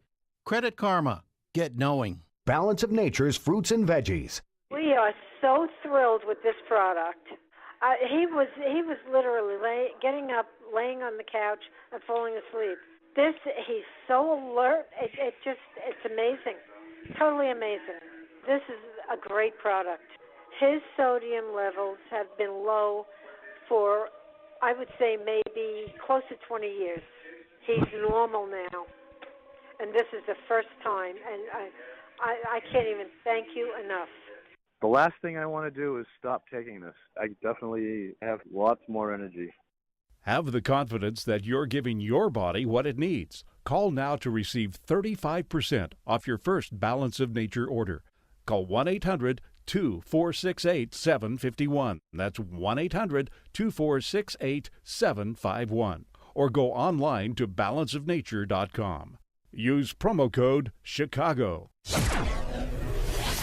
At 7:36 from the Alarm Detection Systems Traffic Center, Jim Talamonte. Thanks, David. Downtown Chicago, there's a crash on Lower Wacker at Columbus. Expressways are generally lighter than usual. Eden's is 20 minutes. Lake Cook to Montrose, outbound 25. That's after an earlier crash near Lincoln Avenue. Kennedy, 23 minutes. O'Hare to downtown, outbound 22. The Eisenhowers, 30 minutes, 390 to downtown, outbound 32. Stevenson, 37 minutes, 355 to Lakeshore Drive, outbound fine at 34. The Ryan, 19 minutes, 95th to downtown. Northbound Tri-State has delays from the Stevenson to 47th and from the Reagan Tollway to the Eisenhower. The other tollways are looking good. Traffic is a service of Advocare 180 system. Ready to start the new year with a new lifestyle? Ready to get healthy? Ready to totally transform your life? Start now with the Advocare 180 system and compete in the transformation competition to win $25,000. See advocare.com/2018 for rules and details. Start now.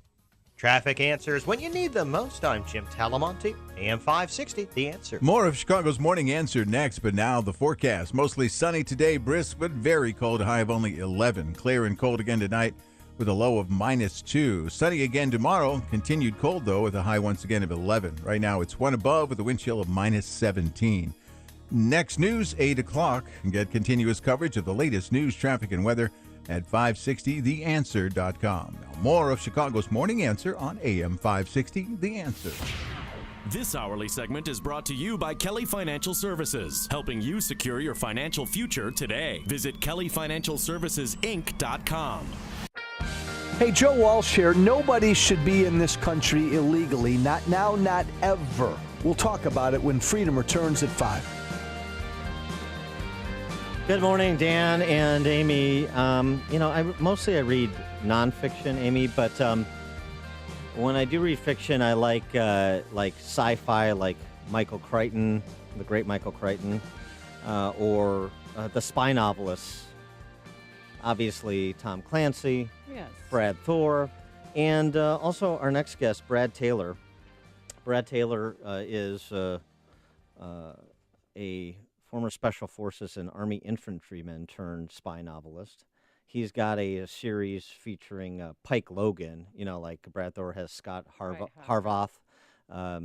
His protagonist, Brad Taylor's, is Pike Logan. He's got a new book out. It's called Operator Down, which features Pike Logan and members of the Task Force, an extra-legal counterterrorism unit charged with defending the United States and its allies. This is the 12th in the Pike Logan series, and it marks the return of some fan favorites for fans of Brad Taylor's work, including the fan favorites return, Israeli operators Shoshana and Aaron. For more on the book, we're pleased to be joined by author Brad Taylor. Brad, thanks so much for joining us. Appreciate it. Thank you. Thank you for having me. So, one of the hallmarks of Tom Clancy, who's kind of one of my favorites growing up, was the detail. The detail, military equipment, hardware, logistics, just the detail of the storytelling. And it seems that's one of your hallmarks as well when it comes to kind of setting the scenes in your books and the dynamics between the characters in the books. And if you could, because I think it'd be interesting to people, the process by which you construct these stories and the detail that you offer in your books. Sure. Initially I start out just by looking at the world problems. I still do a lot of security consulting, so I keep my finger on the pulse of what's going on in the world. And something will come up in the news that'll spark my interest. That's generally how I do it. And this time it's a little bit different. I was doing 2 books a year, which is a pretty grueling pace. And I went back to 1 book a year for Operator Down, and so I had some time to really do some research. I wanted to bring Aaron Shoshana back, so I started looking at Israel. What do they have? How can this factor in? And I looked at the diamond trade in Israel, which then took me to Africa and the Kimberlite mines there. Now, when I do the books, I always go out and try to do as much on-the-ground research as I can, and so I was looking at the countries over there where I wanted to go to, and most of them are not nice places I didn't want to go, like Sierra Leone, things like that. And I found the country of Lesotho, which is a microstate surrounded by South Africa. I'd never even heard of it before, I'm embarrassed to say. And they produce some of the largest gem-quality diamonds in the world. And they have a history of coups. And so the plot with the coups started to form, and that's kind of where I went with it.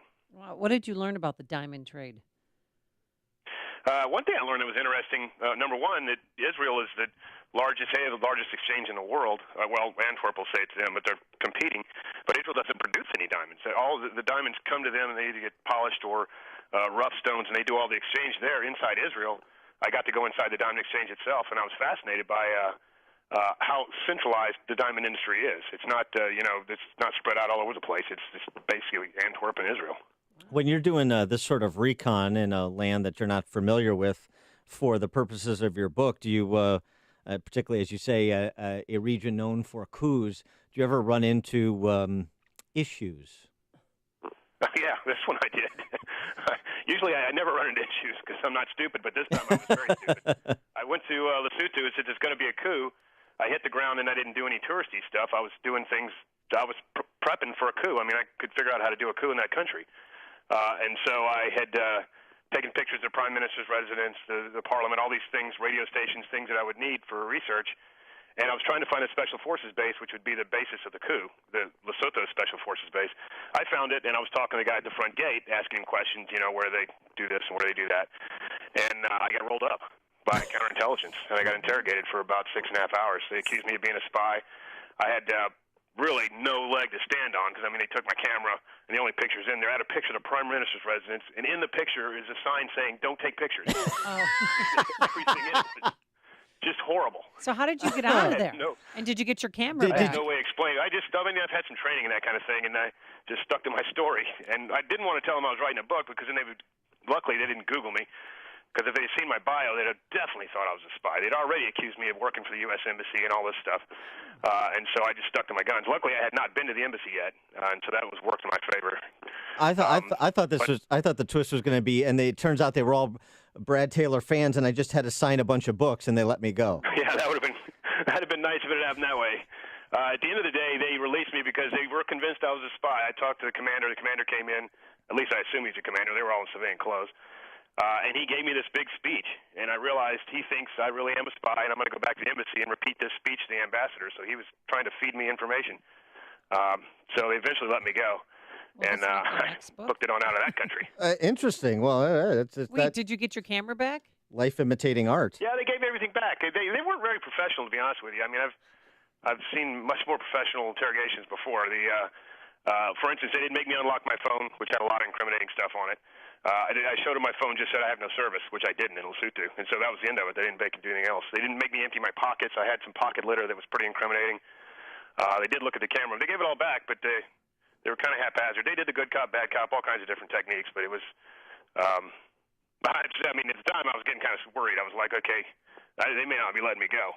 And I didn't want to ask for the embassy's help because they despised the embassy. And so I wanted to distance myself from the embassy at all costs. But eventually, towards the end there, I was about to say, okay, I've had enough of this. I want to see my embassy. but then they decided to let me go. What was the inspiration for Pike Logan and for launching a writing career after your time in the military? Pike Logan's, he's kind of an amalgamation of people I served with, and the inspiration was kind of, when you're doing it, people have a misconception. Pike Logan works for the task force, which is an extrajudicial counterterrorism force, and people think we actually have something like that, and we don't. People would be amazed at how hard it is to actually do missions anywhere in the world with all the wickets going through the State Department, the military, and deployment orders and things like that. And so we used to kind of fantasize about a task force like unit. Boy, wouldn't it be neat if we had a unit that's only controlled by like 13 people and they could launch us anywhere. And so I created a task force and started writing about it. Now, if you didn't read the 11 books prior to this one, can you start with number 12 here? Yeah, definitely. They're all standalone. The only thing that might happen is it's a universe that's connected. So in this book, I'm trying to think.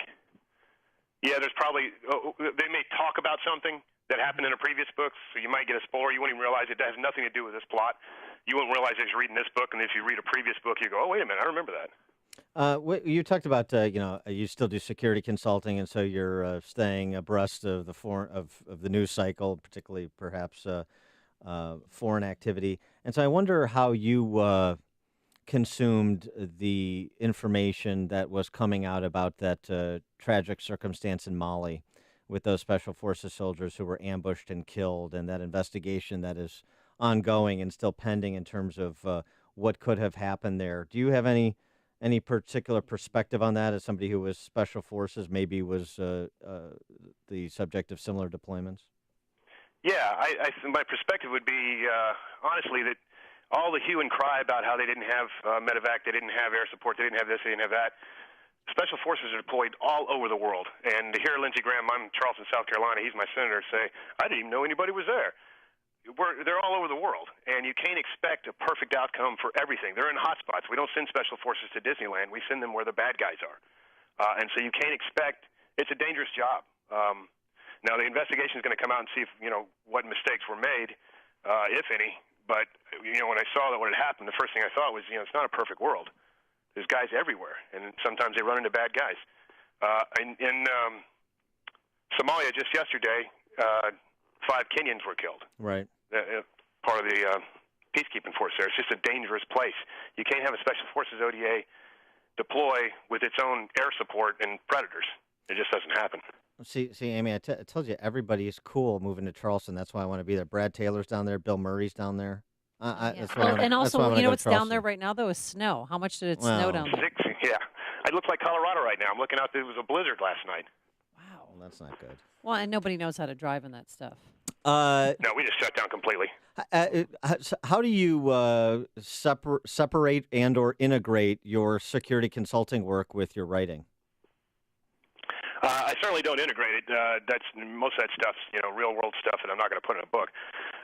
But it certainly informs what I'm writing about. There's always things that happen that I find out about that I'm like, wow, that's kind of unique. I'll write about that. For instance, in this book, there's a small piece of a Mavic drone, a commercial drone the guy uses for intelligence collection. And I ran into a guy that does a counter-IED program, which now has the mandate for counter-UAV because ISIS is strapping bombs to these commercial drones. I'm not talking Predators. I'm talking DJI, small drones, and bombing people with them. And so I started picking his brain. And some of the stuff those drones can do is just absolutely phenomenal. In the old days, back, when I was running around, like when we first crossed the berm into Iraq, you had to have satellite photos of everything. Now you've got these drones that can give you detailed, granular images of what you need to look at, and they put it in a backpack. It's kind of amazing. He is Brad Taylor. The new book in the long-running Pike Logan series, Operator Down. So if you're not familiar with Brad Taylor, get familiar with him through Operator Down. If you are familiar with him, you're going to enjoy this story just based on what he told us about his time in Africa, harrowing time in Africa. Brad Taylor, Operator Down, thanks so much for joining us. Good luck with the book. Thank you. Thank you for having me. If they want to read an excerpt, they can go to bradtaylorbooks.com. All right, there you go. bradtaylorbooks.com is the website. Thanks, Brad. And he joined us on our turnkey.pro answer line. It's news, opinion, insight. This is Chicago's Morning Answer on AM 560. The Answer. Coming up, my efforts to make Dan Proft parade queen. You're going to adopt me? Your new sister is Ivanka. But first, here's your forecast. I'll do it for the cash. Yeah, plenty of sunshine, but it is just nasty out there. Wind chill advisory in effect until noon today, minus 14 if you factor in the wind chill right now at O'Hare. A high today of 12, tonight a low of 0. Friday, wet, that's tomorrow. It doesn't mean any warm weather. We will have sunshine, but a high near 11. And on Saturday, mostly sunny, a high near 14. And we finally get a break on Sunday. It'll be cloudy, but a high near 32 degrees, which will be downright warm. Now let's get into the Alarm Detection Systems Traffic Center. Here is Jim Telemonte. Amy and Dan, Chicago's airports report a total of about 200 cancellations today, mainly due to weather on the East Coast. There are also delays at both airports. Eden's just 19 minutes, Lake Cook to Montrose, outbound 25. The Kennedy, 22 minutes, O'Hare to downtown, outbound 27. The Ike, 30 minutes, 390 to the Loop, outbound 32. Stevenson, just a brief inbound delay, Cicero to Kedzie. Ryan, 19 minutes, 95th to downtown. The northbound tri-state's very heavy, Archer to 31st. Otherwise, the tollways are light. I'm Jim Talamonte at the Alarm Detection Systems Traffic Center. Signature Bank is Chicago's fastest growing independently owned business bank. It's a bank where relationships still matter. Signature Bank knows your name and your story. I'm Dan Proft, and I know this because Signature Bank is my business bank. I'm Amanda Zanger, owner of Black Industrial and Safety Supply in Hammond, Indiana, and a business customer of Signature Bank. Prior to owning my own business, I worked for a major financial institution. So when it came time to finance the acquisition of Black, I approached a big bank, only to receive a solid no. That's when Signature Bank stepped in. With Signature Bank, the process was different. Signature provided creative financing options that enabled me to purchase Black and continue to grow the business. Thanks to Signature Bank, Black Industrial is able to continue serving Fortune 500 industry fabricators and contractors with tools and safety supplies as we have since 1893. Signature Bank is looking for their next success story. To learn more about turning your business vision into reality, visit signaturebank.bank. Signature Bank, helping local businesses succeed. Member FDIC, Equal Housing Lender. Balance of Nature's fruits and veggies. We are so thrilled with this product. He was literally getting up, laying on the couch, and falling asleep. He's so alert. It's amazing, totally amazing. This is a great product. His sodium levels have been low for, I would say, maybe close to 20 years. He's normal now. And this is the first time, and I can't even thank you enough. The last thing I want to do is stop taking this. I definitely have lots more energy. Have the confidence that you're giving your body what it needs. Call now to receive 35% off your first Balance of Nature order. Call 1-800-2468-751. That's 1-800-2468-751. Or go online to balanceofnature.com. Use promo code CHICAGO. Sean Hannity is right. IRS problems can be devastating. I'm attorney Stephen Leahy, host of the IRS Radio Hour, heard right here on this station every Sunday evening at 5 o'clock. And I help business owners, 1099 employees, and those with unfiled tax returns solve their IRS problems. I know you want a local attorney you can look in the eye and hold accountable for solving your IRS problem, not some big box outfit without a Chicago connection. So if you fear the IRS will take your money, bank account, wages, or visit your home or job, and now they can take your passport, you need to hire me to solve your IRS problem for good. Today, I have a special bonus. If you are one of the first 25 to call and hire me to solve your IRS problem, we will prepare your 2017 tax returns for free. Call me, attorney Stephen Leahy, your Chicago IRS answer man at 312-664-6649. Again, that's 312-664-6649. One more time, 312-664-6649. Or visit us on the web at chicagotaxteam.com. Don't wait. Call me now and get the IRS out of your business and your life for good. If you have a new or existing business, understanding building and zoning codes, obtaining permits, licenses, and inspections can be a time-consuming nightmare. Well, I got a guy. I should say a fine company. Premier Consulting Group and my friend Bill Gritsonis is the company to call. From city and suburban retail business to residential and high-rise building permits, PCG holds your hand from the beginning to the very end. Bill and his veteran team have decades of experience and a commitment to meeting client needs. Your business will benefit from expedited permits and the peace of mind knowing that your business is in complete compliance. So I highly suggest you call my guy, Bill Gritsonis, and his team at Premier Consulting Group before your next project. Call Bill Gritsonis at 312-263-4599 or visit pcgconsultinginc.com. That number, 312-263-4599, or online at pcgconsultinginc.com. PCGconsulting.com. Call Bill Gritzonis at 312-263-4599 or visit PCGconsultinginc.com. Are you facing foreclosure, been foreclosed upon, in a bad modification, or just stuck in a bad mortgage? Well, we may be able to help you. My name is Lou Bridges. I'm an attorney with the law firm of Lou Bridges and Associates. We've been helping distressed homeowners like you for over 8 years now. We defend foreclosure actions. We bring claims against the banks and the servicers for wrongful foreclosure and other violations of mortgage servicing regulations. And we help people negotiate modifications of their existing mortgages, often including principal reductions. Give us a call. We provide free consultations. I guarantee you it will not be a sales pitch. We will give you our honest analysis, counsel, and advice regarding your options. Hi, this is Rayanne from Lou Bridges and Associates. I am one of the loan modification processors here, and if you are in need of any additional information in regard to a loan modification, please contact the office. Go to bridgeslaw.net or call 224-513-1231. That's 224-513-1231. Remember, people, never give up the land. Fight for truth and justice. You do that, and I guarantee you'll never be alone. As you approach retirement, it's important to determine the amount of income you can receive from Social Security. Depending on when and how distributions are taken, you may be able to optimize the benefits you are eligible to receive, particularly among the married couples. I'm Jack Tabota with Tabota & Associates. Call me today and I'll send you an informational booklet, The Social Security Decisions. This informational booklet presents the facts about Social Security distribution, options to help you determine when and how to begin taking distribution so you may receive more income over the course of your retirement. To receive your Social Security Decisions informational booklet, call me at 630-777-7955 or visit our website, Taboda.com. That's TEBODA.com. Investment advisory services offered only by duly registered individuals through AE Wealth Management, LLC. AE Wealth Management and Tabota & Associates are not affiliated companies. Tabota & Associates is not affiliated with the U.S. government or any governmental agency. AM 560, The Answer. Cleveland rocks! Cleveland rocks! Cleveland rocks! Cleveland rocks!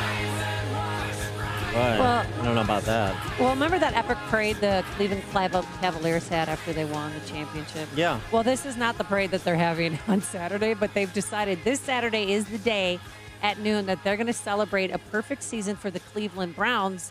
They were 0-16 after being defeated by the Pittsburgh Steelers. Yeah, Steelers locked them out. That's great. And so far, as of 8 o'clock this morning, their time in Cleveland, 6,200 people have signed up to be in this parade. So what they're going to do, they're going to start at one end of First Energy Stadium and make an O around the stadium because it's perfect, for considering that they had 0 wins. Yeah. So the parade's going to end where it DeShone starts. Kaiser leading the 6,000. So it's that old aphorism about victory having 1,000 fathers and defeat being an orphan. Not an orphan. No. 6,000 fathers. Yeah, so far, they're asking people to bundle up because it's going to be -3 on Saturday. So they were worried about turnout, but don't worry. People are going to show up. Even a guy who's got a tombstone for every Cleveland Browns quarterback that ever was on the field. He's for the year or forever? No, forever. He's going to be pulling he's going to be, having a float. He's got a Brian Sipe tombstone on his got front lawn? a float that he's going to put all these tombstones on the float and circle it around. But here's the deal. They need a queen. And I thought, Dan Proft, you should be the Cleveland Queen. I can't. I was already the queen for the Detroit parade in 2009 after the 2008 Lions went 0-16. So I can't do it again. You can't do it here? Well, they have a GoFundMe page that was started, and so they've raised more than $12,500 for this parade, just to bring security and, so the tax dollars don't have to be spent on security. Not exactly the dog pound in But Cleveland if you anymore. go to the GoFundMe page, which Chris McNeil has started, you can basically buy your tiara on the GoFundMe page, and you could be the queen. Yeah. Because I think you always wanted to be the queen. No, let LeBron so we can do have that. something in common. It's reminds you of the 0-14 Buccaneers. Yeah. And the Tampa Bay Bucks were 0-14 in the late 70s. The best line. John McKay, their coach, after one game, he was asked about his team's execution, and his response was, "I'm in favor of it." Yeah. They're still keeping their coach, though, for next year. And there's no guarantee that they're going to have a successful season, but they will have the first-round draft pick. Too bad, or the Bears would have hired him away. Coming up on Chicago's Morning Answer. Joe Trippi, a friend of the show, but Democrat political operative, of course, he penned an op-ed in USA Today describing how Democrats can scale their victory in Alabama nationally. We'll ask Noah Rothman from Commentary Magazine if Trippi's onto something or just tripping at 8:08. And later we'll be taking your calls, and because we need to get to the bottom of this, why the Clintons' bedroom in Chappaqua, New York, caught on fire. Was it the server? Was it something else? Insert your kinetic static joke at 8:35 when we pick up that story. But first, let's go into the newsroom and check in with Dave Stewart, who's been filling in all week for Mike Scott. Good morning, Dave. Good morning, Amy. Good morning, Dan. Among the stories we're watching today, Democratic candidate for governor Chris Kennedy taking aim at Mayor Emanuel. A judge says the city should have negotiated the expansion of the body cam program, and the former top cop Gary McCarthy is inching toward a run for mayor. In sports, Blackhawks over the Rangers, the Raptors beat the Bulls. We'll have those stories and more after an update from Fox News on AM 560 The Answer. You're listening to WIND Chicago. 1 degree above, it's 8 o'clock.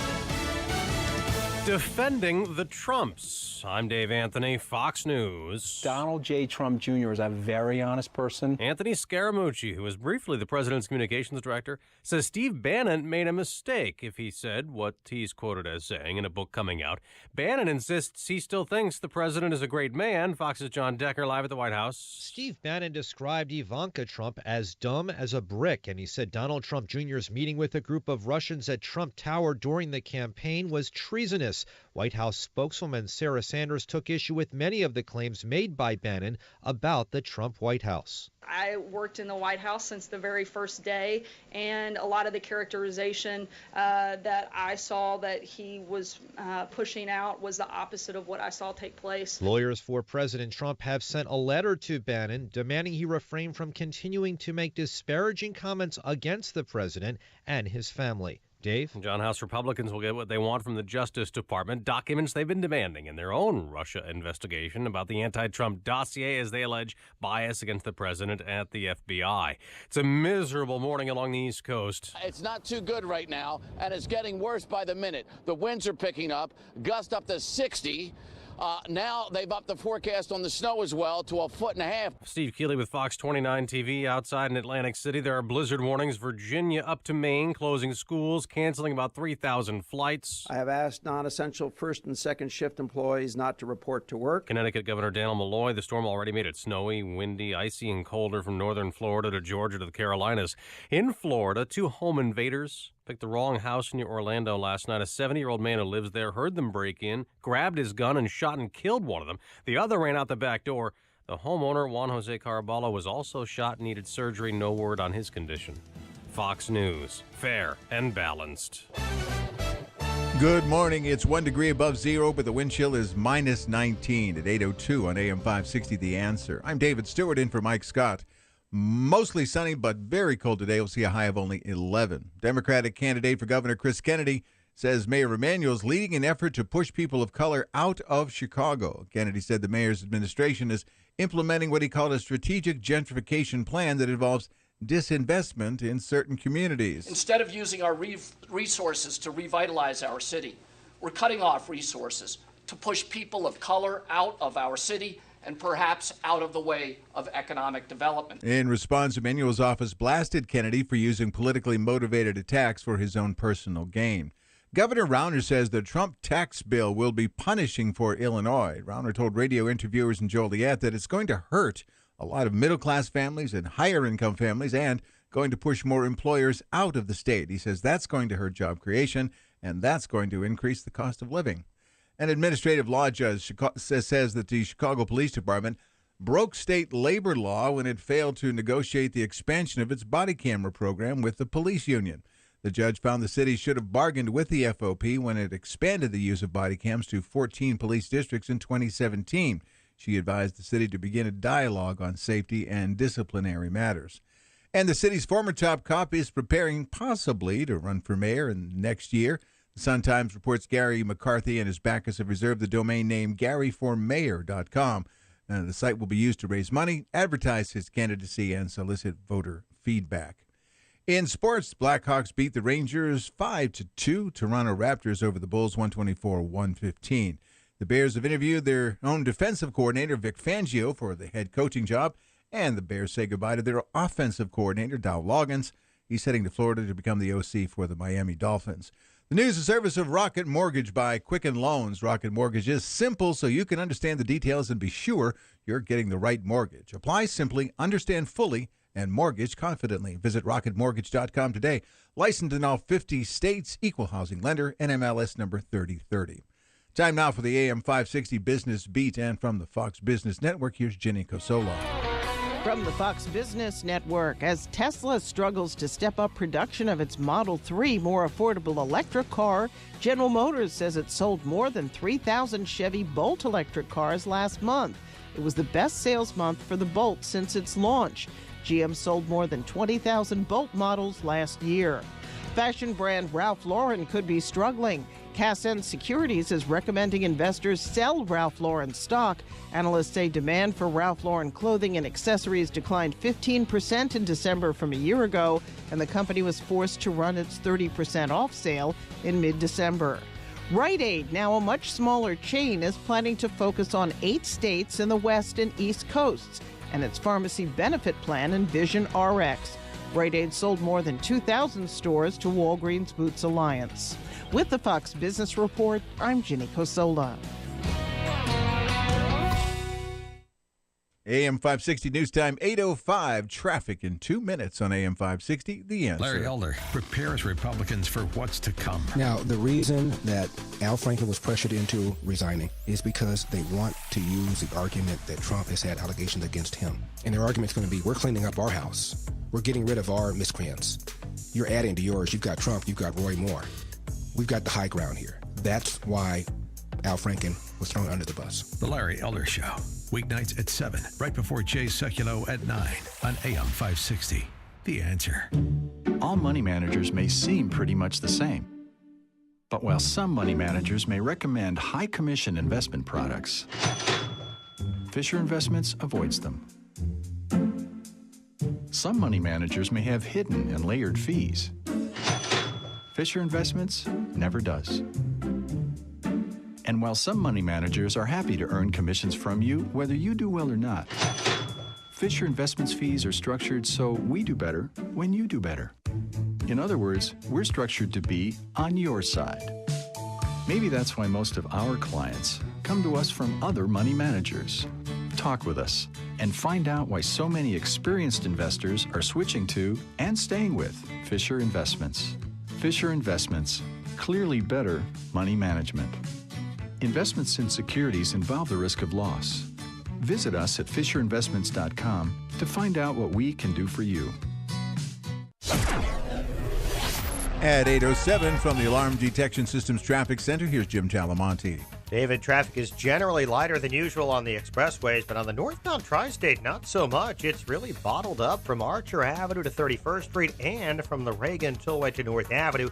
Veterans Memorial, southbound a bit tight, North Avenue to Roosevelt. Northbound, it's stop and go from 63rd to the Reagan Tollway. The Adams and Reagan Tollways are fine. Edens runs 19 minutes, Lake Cook to Montrose, outbound 25. Kennedy, 30 minutes, O'Hare to downtown, 20 from Montrose, 14 of the Express. Outbound 10 minutes to Montrose, 34 to the airport. On Eisenhower, 34 minutes, 390 to downtown, outbound 33. Stevenson, 39 minutes, 355 to Lakeshore Drive, fine outbound at 34. Inbound Ryan at Taylor, going to crash in the left lane, 23 minutes, 95th to downtown. Bishop Ford heavy outbound, 115th to 130th, crash in the left lane. Southbound Lakeshore Drive at Stop and Go Belmont to North Avenue, Northwest Indiana's clear. Traffic answers when you need them most. I'm Jim Talamonte, AM 560, The Answer. More of Chicago's Morning Answer next, but now the forecast. Here's meteorologist Kevin Snyder. Mostly sunny today with wind chill values of 10 below to 20 below zero in the morning. Otherwise, we'll have a high today of 12. A mainly clear and cold night, low -2. Again, wind chill values as low as 10 below to 20 below zero. I'm Kevin Snyder on AM 560, The Answer. It's 5 above at the lakefront, 2 above at Midway, 1 above at O'Hare, but the wind chill -19. Next, News 8:30. Get continuous coverage of the latest news, traffic, and weather at 560theanswer.com. Chicago's Morning Answer continues now on AM 560, The Answer. This hourly segment is sponsored by Wine Time Radio. Every Saturday at 10 p.m. on AM 560. Explore the wonderful world of wine with host James Crooker and Rob Lehner. This is Chicago's Morning Answer with Dan Proft and Amy Jacobson on AM 560. The Answer.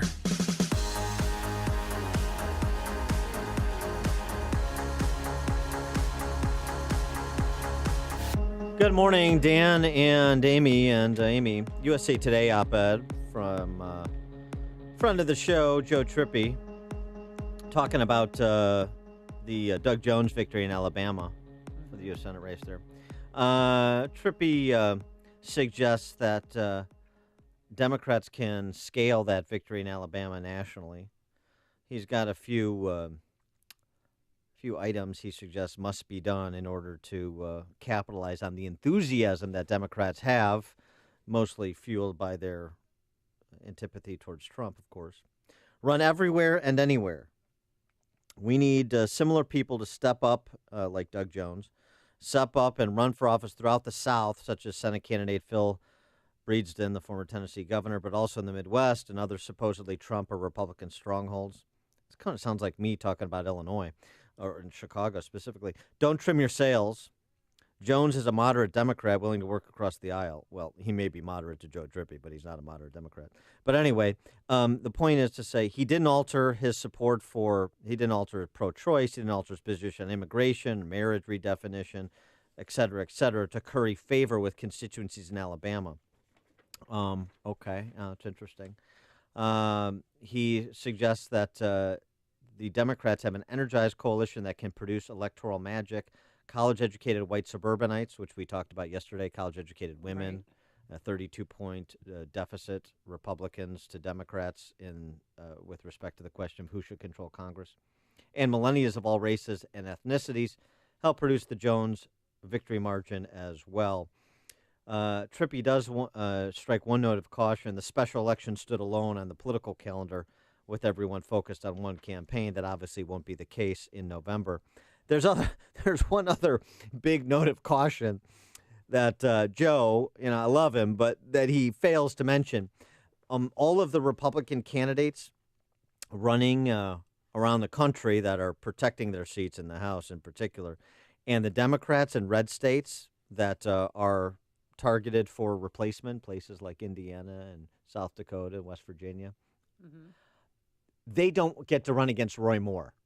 No, they don't. That is one big note of caution that Joe Trippi doesn't include. So I take some of his suggestions as legitimate, generally speaking, but the idea that the Alabama example is something that can be replicated around the country, not going to happen. I think is a little wistful. But for more on this topic, and then, of course, we'll get back to talking about Michael Wolff's bombshell. The Chuck Washington and Bannon and reading. Trump. And yeah, I know. Now about his McDonald's. We all can't help but be titillated by the back and forth between political characters.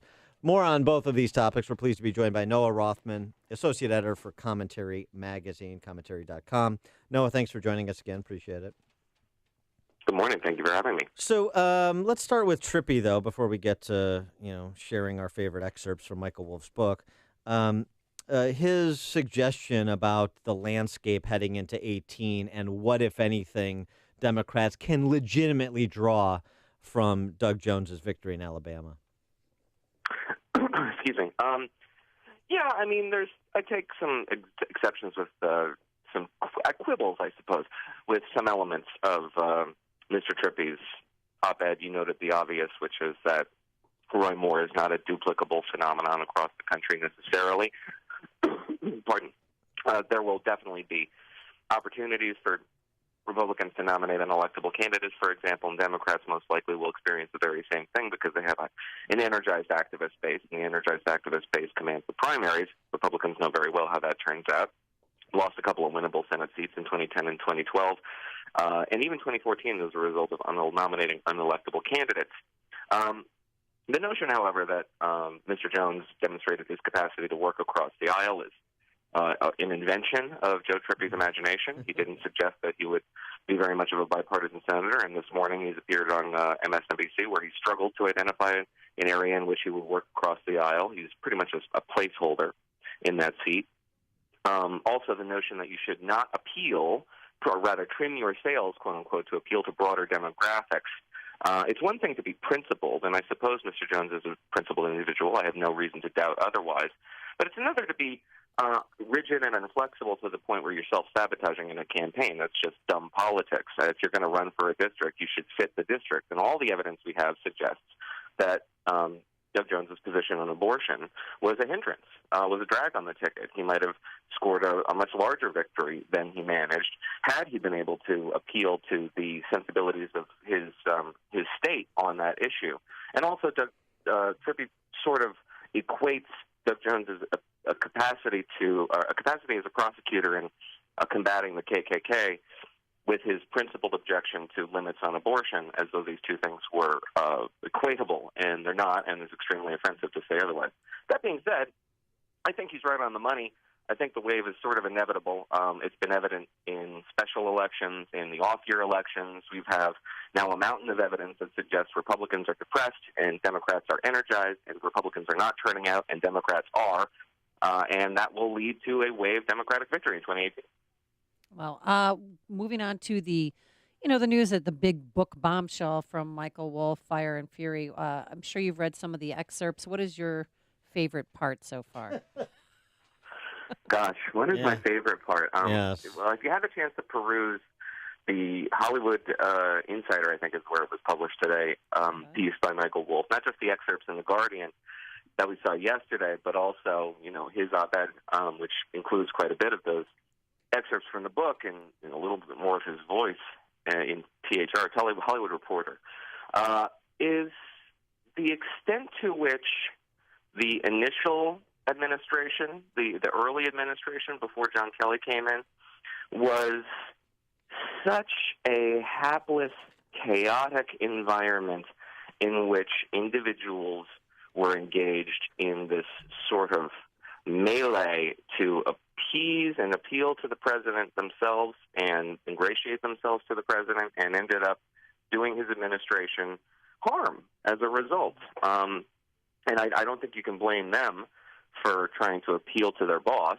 It is the boss who sets the tone and who sets the managerial style, and that's clearly Trump's managerial style. There are a lot of people who think this book is just all full of falsehoods, and it is true that this author has a particular habit of equating, or rather not making very clear what is inference and what is, I guess, his take on the atmosphere with actual quotes that are demonstrable in events that occurred. So it is kind of hard to make those distinctions. But at the same time, a lot of the things that he's talking about, we all lived through, and it's not like these are new revelations. The details of them, the explicit quotes are new, but the events that he describes, the atmosphere that he describes, the kind of chaos that we all lived through, it was in the headlines. We all remember it. So there's going to be a lot of calls that this is all fake news. But I think a lot of it rings very true to me. Yeah, I mean, it seems that it rings true, at least in terms of perspectives, a belief that Bannon said the things he said. Otherwise, Trump doesn't issue the 200-word, 265-word response that doesn't say Steve Bannon would never say those things. It goes right for Steve Bannon's jugular. Yeah, right. That was my first impression, too, was that the White House's first response, which was apparently dictated by Donald Trump in that missive directed at Steve Bannon, wasn't to say this is all nonsense. It was, this guy's a lunatic, and you shouldn't believe him. He's off the rails, So that, is kind of a tell, to me at least. But is this? I'm not sure whether. I'm sorry. Continue. But is this a happy event? Maybe not a desire, but does this turn out to be a useful event for Trump, separating himself from Bannon? Well, I mean, it could be. It's not as though he didn't separate himself from Bannon when he was let go from the administration. They had every opportunity to do so. I have a piece in the New York Daily News today talking about how Steve Bannon immediately went to work on the outside, quote-unquote, helping Donald Trump to achieve what he thinks are Donald Trump's objectives, which are really his own. And in the process of helping, undermining Republicans who he needs for legislative victories, undermining a winnable candidate in Alabama, and doing his best to rid Donald Trump of the family that he's surrounded himself with. He's managed to alienate everybody, including and especially the president. So Steve Bannon is a rather comic, tragic figure in this whole thing. But again, it's Donald Trump's administration. He staffed this thing. He, in the transition, created the conditions where they had Steve Bannon, Reince Priebus, and Mike Flynn, and everybody else who was a burden on this administration at the very highest levels of the administration, and it's only managed to find its legs now that he's sort of outsourced the job of government to people who know how government works. So, to the extent that this administration is sort of righting the ship, Mike Wolf's book is a retrospective on the time in which it was taking on water. And I think everybody should really take it as that sense. There's a lot of defensiveness about this book as though it depicts something that's horrible and it demonstrates that this administration is incompetent. And to an extent it does, but to another extent, it shows how the administration has evolved in a positive way over the course of the last 6 months. Yeah. Well, but Steve Bannon, I mean, he used to downplay the Russian investigation all the time, and then here he's saying, I would have called the FBI, and this is treasonous that they had that meeting at Trump Tower between Don Jr., Kushner, and Manafort, and that Russian lawyer. Yeah, and this is, it's not treasonous, but by definition, but it is stupid, and it may yet have broader implications for the Mueller investigation, and we don't know that. But what we do know is that Steve Bannon hates Jared Kushner, and Steve Bannon is not a fan of Don Jr. or Ivanka, and he wants to create fissures between Donald Trump and his children. And Steve Bannon was always going to be on the losing end of that thing. And that's the where you can see he's trying to manipulate events in a very, sort of haphazard, ill-considered way. And that's how he's always operated. It's why he's on the outside now. Although it is interesting, I agree with your perspective on it. It's kind of a retrospective, the early days and chaos, and now the evolution and the maturation of the administration. But frankly, it's you read at least some of these experts, and you think about those early days, and you think about some of these characters. It's sort of amazing they were able to put together as much talent as they ultimately did put together, at least at like the cabinet level. I know there's a lot of vacancies at subordinate levels in some of these agencies, but you had conservative pundit after conservative pundit, myself included, remarking very favorably about the team that Trump put together with respect to his cabinet specifically, and then of course one of his first decisions out of the gate, the selection of Neil Gorsuch. Yeah, there are a lot of members of this administration I think are perfectly competent and capable of administering their departments and delivering conservative victories. I'm especially fond of people like Betsy DeVos at Education and Scott Pruitt at EPA. And there are others who I think obviously don't match the moment, not just people like Mike Flynn, who we were very fortunate to only have in his position for 2 months, but also Reince Priebus, who is a very inadequate chief of staff. And there are people who I don't believe are especially up to their position that they currently hold. Treasury Secretary Steve Mnuchin, Barbara Lighthizer at Trade, Wilbur Ross at Commerce. These are people who I don't believe are competent or capable and have an ideological objective, anti-free trade ideological objective to which I'm predisposed to oppose, but that's just me. So we can have differences of opinion on that sort of thing. But by and large, the administration is defensible. It is the president who manages this administration, who creates the environment that results in this kind of chaos. So in that sense, and I still think it's true, that the president is the weakest link of his administration. He is Noah Rothman, associate editor for Commentary Magazine. Noah, thanks as always for joining us. Appreciate it. My pleasure. Thank you. And he joined us on our turnkey.pro answer line. The more you listen, the more you'll know. This is Chicago's Morning Answer. Morning Answer on AM 560. The Answer. We forgot to mention the new information from the book is that President Trump, the reason why he eats so much McDonald's is because he has a fear of being poisoned. And when he shows up at a McDonald's, he knows that he's not being poisoned, that it's fresh. It's good food. Yes, that's right. McDonald's doesn't poison you. Okay. I still got to tell the story about Bolton. The exchange in the book between Ailes and Bannon over Bolton. That's my favorite excerpt so far, but we'll get to that. Forecast for today, plenty of sunshine, but just bone-chilling, dangerously cold outside. Wind chill advisory in effect until noon. They'll go as low as minus 14. Let's get into our alarm detection systems traffic center. Here's Jim Telemonte. I'm sure it's warm in there, right? It is. Very nice. Not so much on some of the roadways, although in general, the expressways are lighter than normal. There was a crash on the inbound Edens at Wilson. It quickly cleared. It was just about a 5-minute delay inbound starting at Elston. And outbound, you've got about a 6-minute delay from Montrose to Cicero. Kennedy, 30 minutes, O'Hare to downtown. Outbound 34. The Eisenhower's 38 minutes, 390 to downtown. Outbound 31. Stevenson, 39 minutes, 355 to the drive. It's fine outbound. The Ryan's very heavy after a crash near Taylor Street. 40 minutes, 95th to downtown. Outbound 15. Southbound Lakeshore Drive, slow Belmont to North Avenue. And the northbound Tri-State's pretty heavy. Archer to 31st, after from the Reagan Tollway to North Avenue. I'm Jim Talamonte in the Alarm Detection Systems Traffic Center. Hi, Amy Jacobson here, and I'm excited to tell our listeners that own or manage companies about a company you likely haven't heard of. I know that sounds strange, but with over 30 years in business, they've never had to advertise. They're that good. Anion Blinds is a local company that shares our values and have been selling and installing blinds, rolling shades, shutters, and motorized window treatments to area businesses for over 3 decades. And every review is positive. You'll be amazed how cost-effective it is working with experts who can recommend the right products, install them, and guarantee all their work. From property managers and Fortune 500 companies in need of replacement window treatments to startups in the decoration phase, Anion Blinds does everything right. Call competitively priced Anion Blinds today for your window treatment consultation at 630-662-1621 or visit AnionBlinds.com. That's ANION Blinds.com. Hey, Butch, all I ever see you eat is raw meat, whiskey, and an occasional bowl of rusty nails. Now, I know you're tough, but with your diet, what's your secret to avoiding the flu?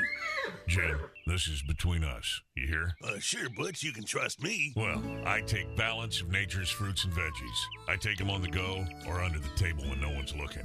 It's the only way I'd ever get over 10 real servings of fruits and vegetables. Is it like a vitamin or something? No, it's food. They only use real whole ingredients. Not that isolated or synthetic crap you get with all the other guys. This is real stuff, Jim. Real stuff. They sell direct to consumers and ship right to your door, free of charge. Well, Buckaroo, how do I get them? Call them at 1-800-2468-751. Write it down, Jim, before someone sees me. It's 1-800-2468-751. Or go online to balanceofnature.com. Use promo code WAGON for a special offer. Earnings vary based on your effort. Message and data rates may apply. Do you want to learn how to make money flipping houses right here in Chicago? If so, we have an amazing opportunity for you. We're looking for a small group of motivated individuals to join our real estate investing team. You'll learn our simple 3-step system for flipping homes right here in the local area. This is Than Merrill, star of A&E's hit TV show Flip This House. My team and I are looking for a handful of people in the Chicago area who want to learn how to make money flipping houses in your spare time using other people's money. Chicago is a perfect market for my system, and next week I'm holding a free 2-hour educational workshop where you will learn how to make money flipping homes and how to build long-term wealth with income properties. To get 2 free tickets to Than's workshop, text HOME to 82,000. Seating is extremely limited. Text in the next 10 minutes and you'll also receive a free copy of Than's Money for Deals guide. Text HOME to 82,000. That's HOME to 82,000. Famous conservative quotes, presented by Automated Systems. Ronald Reagan, considered by many the founder of modern conservatism, said, "Without God, democracy will not and cannot long endure." What a perfect connection between faith and America. I know you support companies that share your conservative values. For FDA-regulated staffing needs, Automated Systems provides top talent, from experienced quality control and quality assurance engineers to top validation and compliance experts. Depend on Automated Systems. Hiring the best is critical to success. ASI Resources are all degreed professionals with decades of experience in manufacturing, automation, and FDA compliance. That's why ASI is retained by all of Chicagoland's Fortune 500 life science companies to successful startups. For a staffing evaluation, call Laz at Automated Systems, toll free 844-HIRE-ASI, or visit automatedSYS.com. Ever since I was little, I imagined owning a bakery. With hard work, I made it happen. But after this weekend's robbery, I realized that I need to protect my dream with security. I've got a great answer for you. Alarm Detection Systems, your local family-owned business, understands the threats you might face. Visit adsalarm.com or call 630-844-6300 and find out how we can protect you. License number 127000143. I manage a construction site, and the other morning we had to send half of the crew home because of missing equipment. This nonsense is cutting into my time and budget. Here's what you need to know. Alarm Detection Systems offers mobile security solutions that expand with your project. Visit adsalarm.com or call 630-844-6300 to find out about our alarm and video protection. License number 127000143. AM 560, The Answer. All right, so here's my favorite little excerpt so far. This is from Michael Wolff's book, Fire and Fury. This is Bannon and Roger Ailes talking about the appointment of Michael Flynn as National Security Advisor. Yeah. So here's Bannon. He's fine. He's not Jim Mattis. He's not John Kelly, but he's fine. He just needs the right staff around him. Bannon said, when you take out all the Never Trump guys who signed all those letters and all the neocons who got us in all these wars, it's not a deep bench. And Bannon said he tried to push John Bolton. Bolton was an Ailes favorite. Ailes saying he's a bomb thrower and a strange little fracker. Strange little. But you need him. Who else is good on Israel? Flynn is a little nutty in Iran, and Tillerson just knows oil. Bannon said Bolton's mustache is a problem. Trump doesn't think. I told you his mustache. Because remember, President Trump doesn't like facial hair. Hey, he doesn't think. And remember when he was considered, I said, well, he's going to have to shave that mustache if he wants the J-O-B. You had it. Trump doesn't think he looks the part, said Bannon. You know Bolton is an acquired taste. And then Ailes said, well, he got in trouble because he got in a fight in a hotel one night and chased some woman. Bannon He's going to be on the show on Friday. Bannon said to that, this is public. Bannon said to that, if I told Trump that, he might have the job. Oh. Sing. Coming up on Chicago's Morning Answer, what exactly sparked the flames in the Clintons' bedroom? We'll take your conspiracy theories, 312-642-5600. Turnkey.pro answer line at 8:38.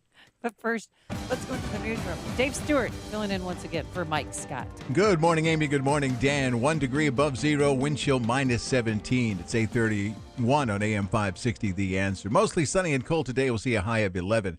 President Trump is dissolving his voter fraud commission. Mark Mayfield reports. The president signed an order to close the Commission on Election Integrity.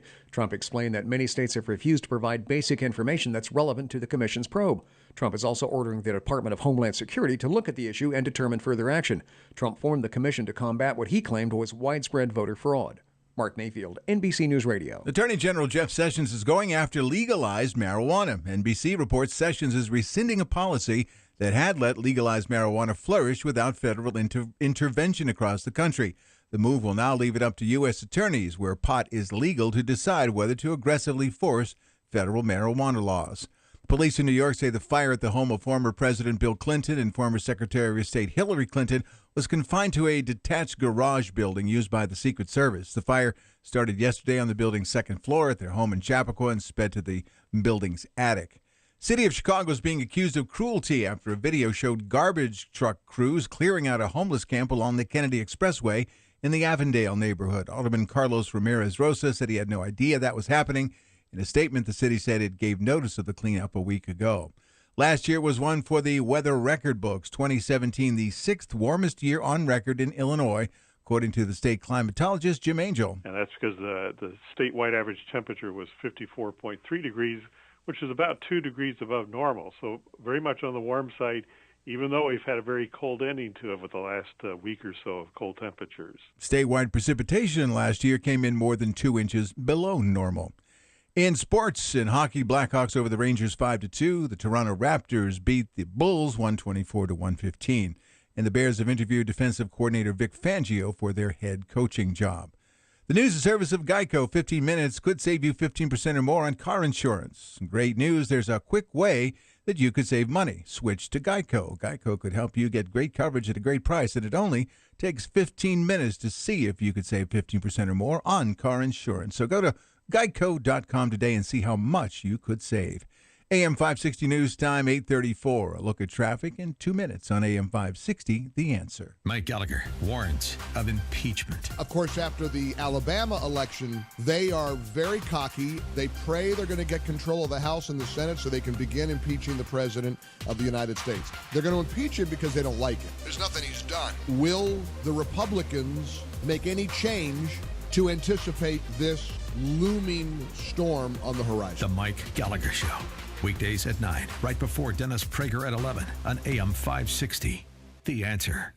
Listen to AM 560 on your mobile device. Now available on iHeartRadio. Online at iHeartRadio.com.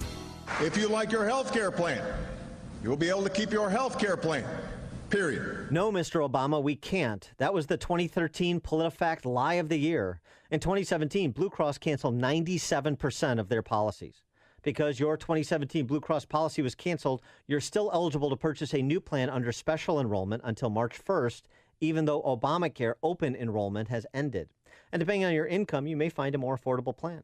Better yet, the Obamacare mandate will be repealed thanks to President Trump, so you'll no longer be fined by the IRS for purchasing lower-priced, short-term plans. There's no one better to help you navigate the Obamacare maze than C. Stephen Tucker. He's a 20-year licensed broker who I know and trust, who's been educating listeners for more than 6 years. Steve, how can our listeners get in touch with you? Thanks, Dan. They can visit healthinsurancementors.com or call me directly at 630-674-1551. That's 630-674-1551. At 8:35 from the Alarm Detection Systems Traffic Center, here's Jim Talamonte. Thanks, David. The inbound Kennedy is getting heavier with delays from Irving Park to the Hubbard Tunnel. It's 39 minutes, O'Hare to downtown. 29 from Montrose, 19 in the Express. Outbound 10 minutes to Montrose, 30 to the airport. Eden's fine now inbound at 19 minutes. Lake Cook to Montrose, outbound it's 21. Inbound Eisenhower, slow Costner to the Circle. 38 minutes, 390 to downtown, outbound 31. Stevenson, 39 minutes, 355 to Lakeshore Drive, outbound 34. The ride's heavy, 40 minutes, 95th to downtown. The delays start around 47th. Clear outbound. I-57, Bishop Ford, all good. Northbound Tri-State, the delays are from the Stevenson to 31st and from the Reagan Tollway to the Eisenhower. The Adams and Reagan Tollways are fine. Veterans Memorial, heavy southbound from the Army Trail toll to St. Charles after a crash. Northbound gummed up, 63rd to the Reagan Tollway. Northwest Indiana looks great. Traffic answers when you need them most. Jim Talamonte on AM 560, The Answer. More of Chicago's Morning Answer next, but now the forecast. Mostly sunny, brisk, very cold today, high 11. Clear and cold tonight with a low of -2. Plenty of sunshine tomorrow. It's continued cold, a high once again 11. It's 1 degree above zero at O'Hare with a wind chill -19. Next news, 9 o'clock. Continuous coverage of the latest news, traffic, and weather at 560theanswer.com. Now more of Chicago's Morning Answer on AM 560, The Answer. This hourly segment is brought to you by the Lou Bridges Show. Get foreclosure defense solutions that may save your home. Saturday mornings at 8 on AM 560, The Answer. Yeah. Dan and Amy and, all right. Weren't you scared when you heard the news that their house was on fire? Okay. Bill and Hillary Clinton's house was on fire. Release the hounds. Here we go. Wednesday reported the Lower Hudson Valley, the paper of record on this matter, that do you own that one? Do not part of my empire. Do you want to? The fire broke out in the bedroom of former President Bill Clinton in the home where Bill and Hillary Clinton have lived for nearly 20 years in Chappaqua, New York. And at first there were so many different accounts of what was happening. We heard that maybe it was possibly in the residence next to their main home, the property next door that they bought last year. But no, it ended up being in the bedroom with Colonel Mustard. And was it the candlestick, the rope, or the wrench? Probably the candlestick if we're talking about fire. But all right, here we go. We'll take your calls. and text as to your theories on what started the fire in Bill Clinton's bedroom. 312-642-5600, turnkey.pro answer line, 64636-DA, turnkey.pro text line. Well- Of course, the funniest line in this story, What? as my friend pointed this out. This was serious. I mean, no injuries were reported. It took them 25 minutes to put it out. It started at 2:51, was extinguished at 3:17 p.m. Oh, heavens. The funniest line from this. The house where Bill and Hillary Clinton have lived for 20 years. Where they've lived together for 20 years. That's funny. 312-642-5600. Now, I had a fire in my bedroom when I was a child, but it started from an electric sheet that I had wrapped around my leg that my grandma Ruth had bought in the 1930s from Did you Sears. wet? Is it because you wet your bed? Yeah, I wet my pants. No, I was having leg cramps because I'm super tall, and my other sister had the heating pad, so I grabbed the electric sheet and wrapped it around my leg. We'd get shooting pains in our legs because we're constantly growing taller. Yeah. So that's All what right. happened to me. So Okay, well- this is a very serious story. We'll revisit your case of elephantitis later. Don't look at me, I'm hideous. All right, some suggestions. Text from 815. Oh, boy. It was probably hot makeup sex that caused the fire. I wonder if it was Christmas candles. Hillary was rubbing her legs together like a cricket. Okay. That is- Never have- let Hillary wear corduroy pantsuit PJs. Lithium ion charged devices were in one location. That's what somebody texted. Tom in Deer Park, you're on Chicago's Morning Answer. Good morning. I happen to have a little inside information, and it was, as you just mentioned, a large lithium-ion fire. The question is what it came from. They're trying to narrow it down. Was it A, Bill's cell phone, B, Hillary's DeWalt drill, or C, the unknown item in her nightstand? So they're still working on those details. Yeah, what is on the bit of that DeWalt drill, I wonder, Tom? Thanks for the call. I appreciate that. Somebody suggested it was her server that finally imploded. Yes, or computer server, yes. Metaphor right. for overheating. campaign, overheating. Yes. Kent and Addison. Hey, good morning, guys. Tom's wrong. My authority is actually better than his. I have it on very good authority that Bill Clinton was doing the same thing Richard Pryor was, which was smoking cocaine with ether and caught on fire. All right, thanks for the call, Ken. Okay, all right. Clinton relaxing at home. Steve in Niles. I got it. Friction from the cigar. Thanks for calling, Steve. Oh, too soon. I'm calling that one. That was way too soon. Frank on the South Side. I think Bill lit some butt. I think he lit a joint, and he didn't inhale it, but he went to bed with it. There you go. Thanks for the call, Frank. Boy, the What do you classics. think? I forgot the I didn't inhale. I haven't Yeah. heard that in a long time. What about, what do you think it is? I think it was a friction-related fire. I don't know if it's the... Suzanne Summers Thigh Master, was she working out with that? I don't know if it's that or, when Bill Clinton's asked if he smokes, he just says, only when I go real fast. Oh. No. I've never heard that before. That's disgusting. That's an old dad joke. Come on. Oh, okay. If your dad's a pervert. Matt in New Munster, Wisconsin. Hey, the friction cigar guy was pretty close, but my cousin's actually a firefighter there, so I got the best intel of Okay. everybody. All right. And what he told me was, in Bill's senior years, he's getting so senile, he's forgetting to put the cigar out before he uses it. Oh, my Thanks for the God. call. But Matt, I thought you were going to say maybe he used to put the cigar out where he used to put the cigar out, and he doesn't have that Yes. ashtray around anymore. Uh-huh. You know what I mean? Mm-hmm. David in McCook, you're on Chicago's Morning Answer. Hey, good morning, guys. I heard through a reliable source that it was Monica Lewinsky was using a flammable solvent to clean stains off her dress. Oh, all right. That was good. Thanks for the call, David. It's possible. If no, let's see, text from 224. If no interns were involved, then we know it wasn't Bill's pants on fire. text from 815. Probably hung up a hot Xmas ornament crack pipe back on the tree. Okay. Another 815. My guess, a hooded bovine creature named Hillary knocked over a lantern. Oh, see, that's Ann B. Davis's bowling ball. Little Mrs. O'Leary's cow. You see what he did there? She's from Chicago. Yeah, that's not bad. Out of control flag burning session. What's an I Would Yankee candle? Oh, gosh, the Yankee.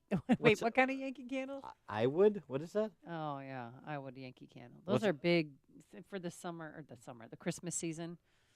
Gives off a pine scent. Do you ever get candles for Christmas? No. It's a big gift-giving thing. I have 1,000 of them. Oh. I'll send you some. Text from 847. Linda Tripp could find out if she was still with us. Yeah, that's right. She died. Linda Tripp has passed on.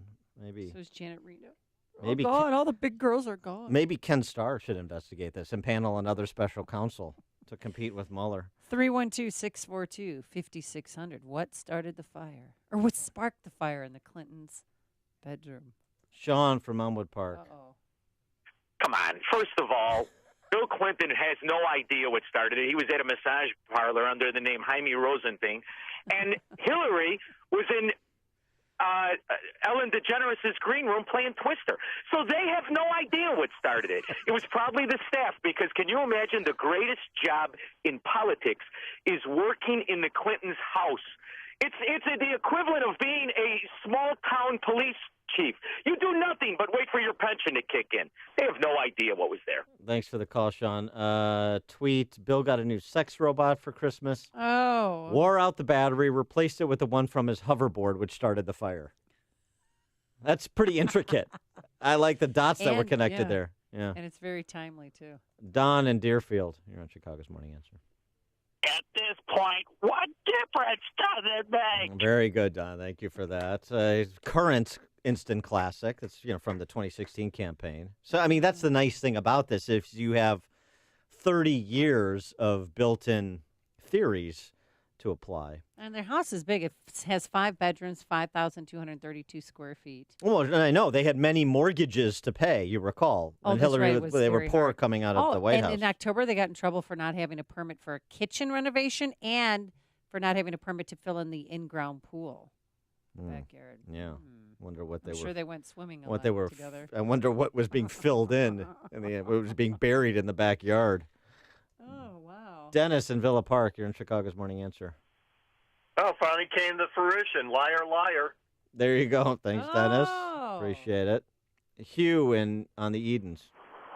Yeah, I think it's smoldering resentment from all of the past life that either the right-wing conspiracy, Bill himself with his cheating, or the 2016 campaign. Thank you for the call, Hugh. Smoldering resentment. Boy, it went from an abstraction to an actual fire, like Drew Barrymore in Firestarter. I mean, that is the place where the infamous emails were housed. So maybe they really did cook up the server. I'm not kidding you. Well, no. Am I crazy now? No, the servers. Oh, no, the servers crazy. were in that closet at that Platte River Networks in but- Colorado. Yeah. No. Yeah. Emails were housed there. Stop being. She housed a private server there. Stop being a Clinton apologist. Hillary burning copies of newspapers declaring Trump the winner. Could be. That's from 815. 708, Hillary's Thigh Master. Yeah. Oh, please. Well, I don't think she could get it going that fast. Owen in Willowbrook. I think it was a jihadist video on arson that caused the fire. Very good. Oh, very good. Nice Benghazi pull. Thank you. Little Natula reference. That's pretty good. Very good institutional memory in our audience today. I like it. Yeah. Randy in Lamont. Oh, simply what happened was correct. What did he say? What? Oh, what happened? That was Hillary's response to learning about the fire. Yeah, very good, Randy. What happened? All right. Steve on 88, Sandy Berger archives self-combusted. Remember all those files that were misplaced? Let's see, we got any other good ones here? A lot of cigar references. Imagine that. A lot of stuff we can't. I mean, I have one here that I'm not going to repeat. Sex toy stuff, you think? Yeah, stuff about. A lot of friction related friction, smoking. theories, and I understand that. That's where I first went. Jeff in Indiana. Hi, Jeff. Hey, Jeff. Yes. Hi. Your theory, please. Yes. Liar, liar. Pantsuits on fire. Pantsuits on fire. Oh, that's a different one. Thanks for the call, Jeff. Yeah, you got to fill in that blank. Before you see it on TV, share it on Facebook, or read about it in the paper. Hear it here first. This is Chicago's Morning Answer on AM 560. The Answer. Coming up next, Ice Ice Baby. We have a song.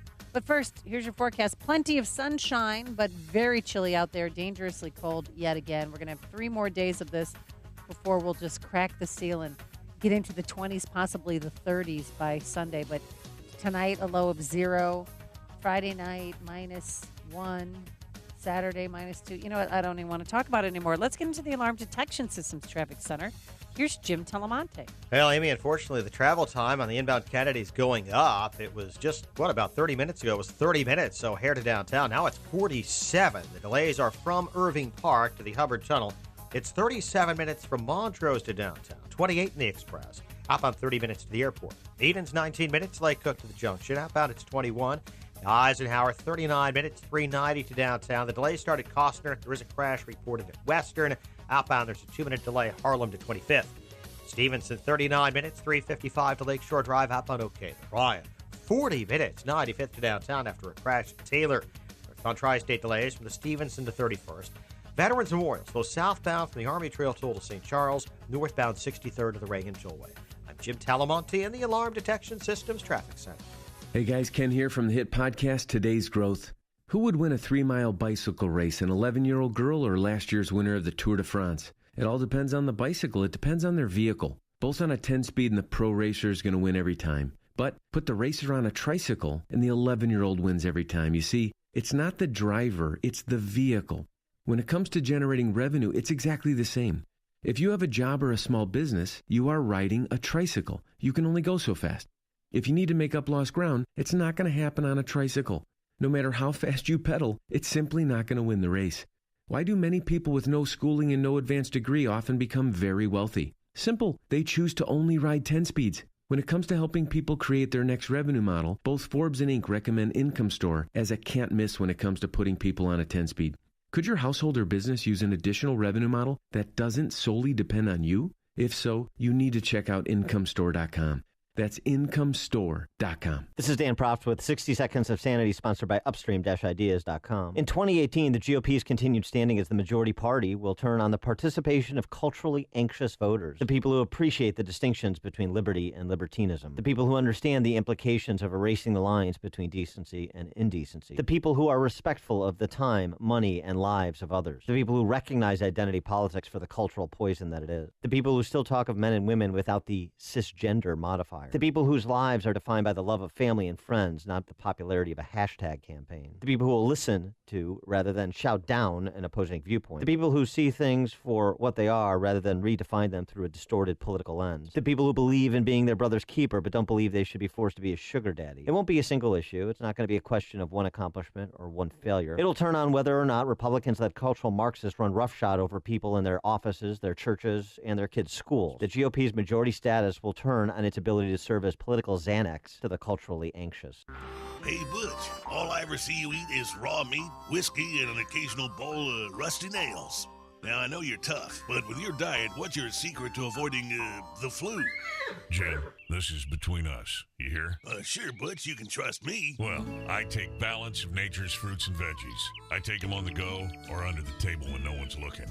It's the only way I'd ever get over 10 real servings of fruits and vegetables. Is it like a vitamin or something? No, it's food. They only use real whole ingredients. Not that isolated or synthetic crap you get with all the other guys. This is real stuff, Jim. Real stuff. They sell direct to consumers and ship right to your door, free of charge. Well, Buckaroo, how do I get them? Call them at 1-800-2468-751. Write it down, Jim, before someone sees me. It's 1-800-2468-751. Or go online to balanceofnature.com. Use promo code WAGON for a special offer. In 1517, Martin Luther kicked off the Protestant Reformation. Now, 500 years later, an author of Jewish descent, Dr. Daniel Lang, boldly attempts to sit in the seat of past reformers. A new book entitled Reviving the Reformation, a Jewish believer peers backward to move biblical truth forward, uncovers the biblical first-century Messianic faith lost to the modern world. This investigation travels backward to recover the beliefs and practices of the very first Jewish believers in Jerusalem. Though written from a conservative point of view, this book does not often follow the traditional Christian or Jewish party lines. Reviving the Reformation explores questions and offers some powerful answers that some dare not even ask. With biblical faith fading fast in Western culture, now is the time to restore the truth by reviving the Reformation. For information about this important new book, Reviving the Reformation, go to revivingthereformation.com. That's revivingthereformation.com. Use promo code RADIO for a deep discount. 2018 is not just a new year, it's also an opportunity to grow your business with top talent. But how do you find it? ZipRecruiter. One click sends your job ad to over 100 of the web's leading job boards. But ZipRecruiter doesn't stop there. Their smart matching technology will instantly alert quality candidates about your job. That means you'll start getting great candidates with the right experience almost as soon as your job is posted. No wonder 80% of employers who post on ZipRecruiter get a quality candidate through the site in just one day. The right candidates are out there. This is how you find them. ZipRecruiter, the smartest way to hire. People from businesses of all sizes trust ZipRecruiter for their hiring needs. We're so confident ZipRecruiter will get you better results than anywhere else. We'll let you try it free. That's right, free. Just go to ZipRecruiter.com/free. That's ZipRecruiter.com/free. ZipRecruiter.com/free.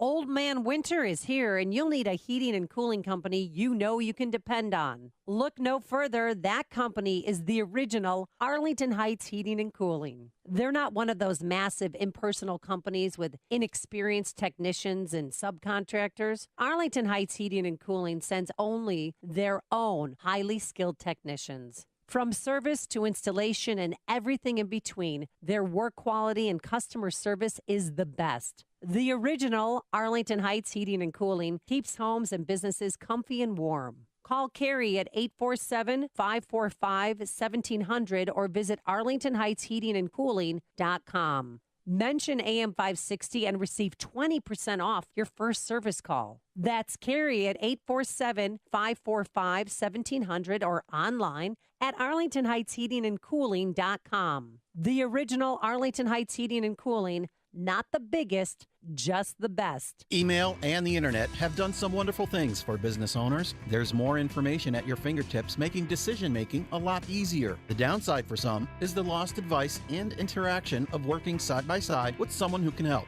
If you're looking for a business accountant that provides one-on-one service, call our newest business benefactor, James Cardelis of Archer Tax and Accounting. For example, at a recent visit to a small client, Archer Tax saved the family at least $60,000 through deferred capital gain taxes, probably forever. That does not happen with a monthly email of a data file. 2018 will be a crazy year for sole proprietors and small businesses with the new tax laws. If you want an idea of how your business will be affected and how to capitalize on the new rules, Archer Tax is offering a free consultation to discuss your needs one-on-one. Call 708-633-9854. Again, 708-633-9854 or visit archertax.biz today. The website again, archertax.biz.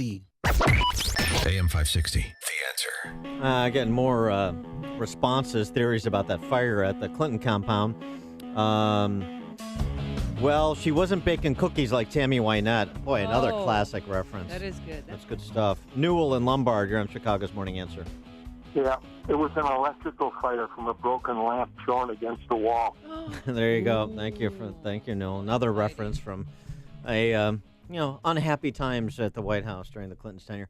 Yesterday, we talked extensively about Tom Homan, the director of ICE, who And he's coming for sanctuary cities and sanctuary states. Yeah, he was focused on California, but he could have just as easily been talking about Illinois. And our he's the technical director, and his name's Justin Kosick. no, I know who he is, but I'm trying to compare him. He's like a Rick Rubin in terms of being a producer extraordinaire. He does a lot of work. He's ready. He's almost ready. I think he's got another couple of tracks to record, and he'll be ready to release his first album. Uh-huh. So see if this should be on it. Justin Kosick's tribute to ICE director Tom Homan. Not a lot of artists can do this. Yo, Tommy H. Let's kick 'em.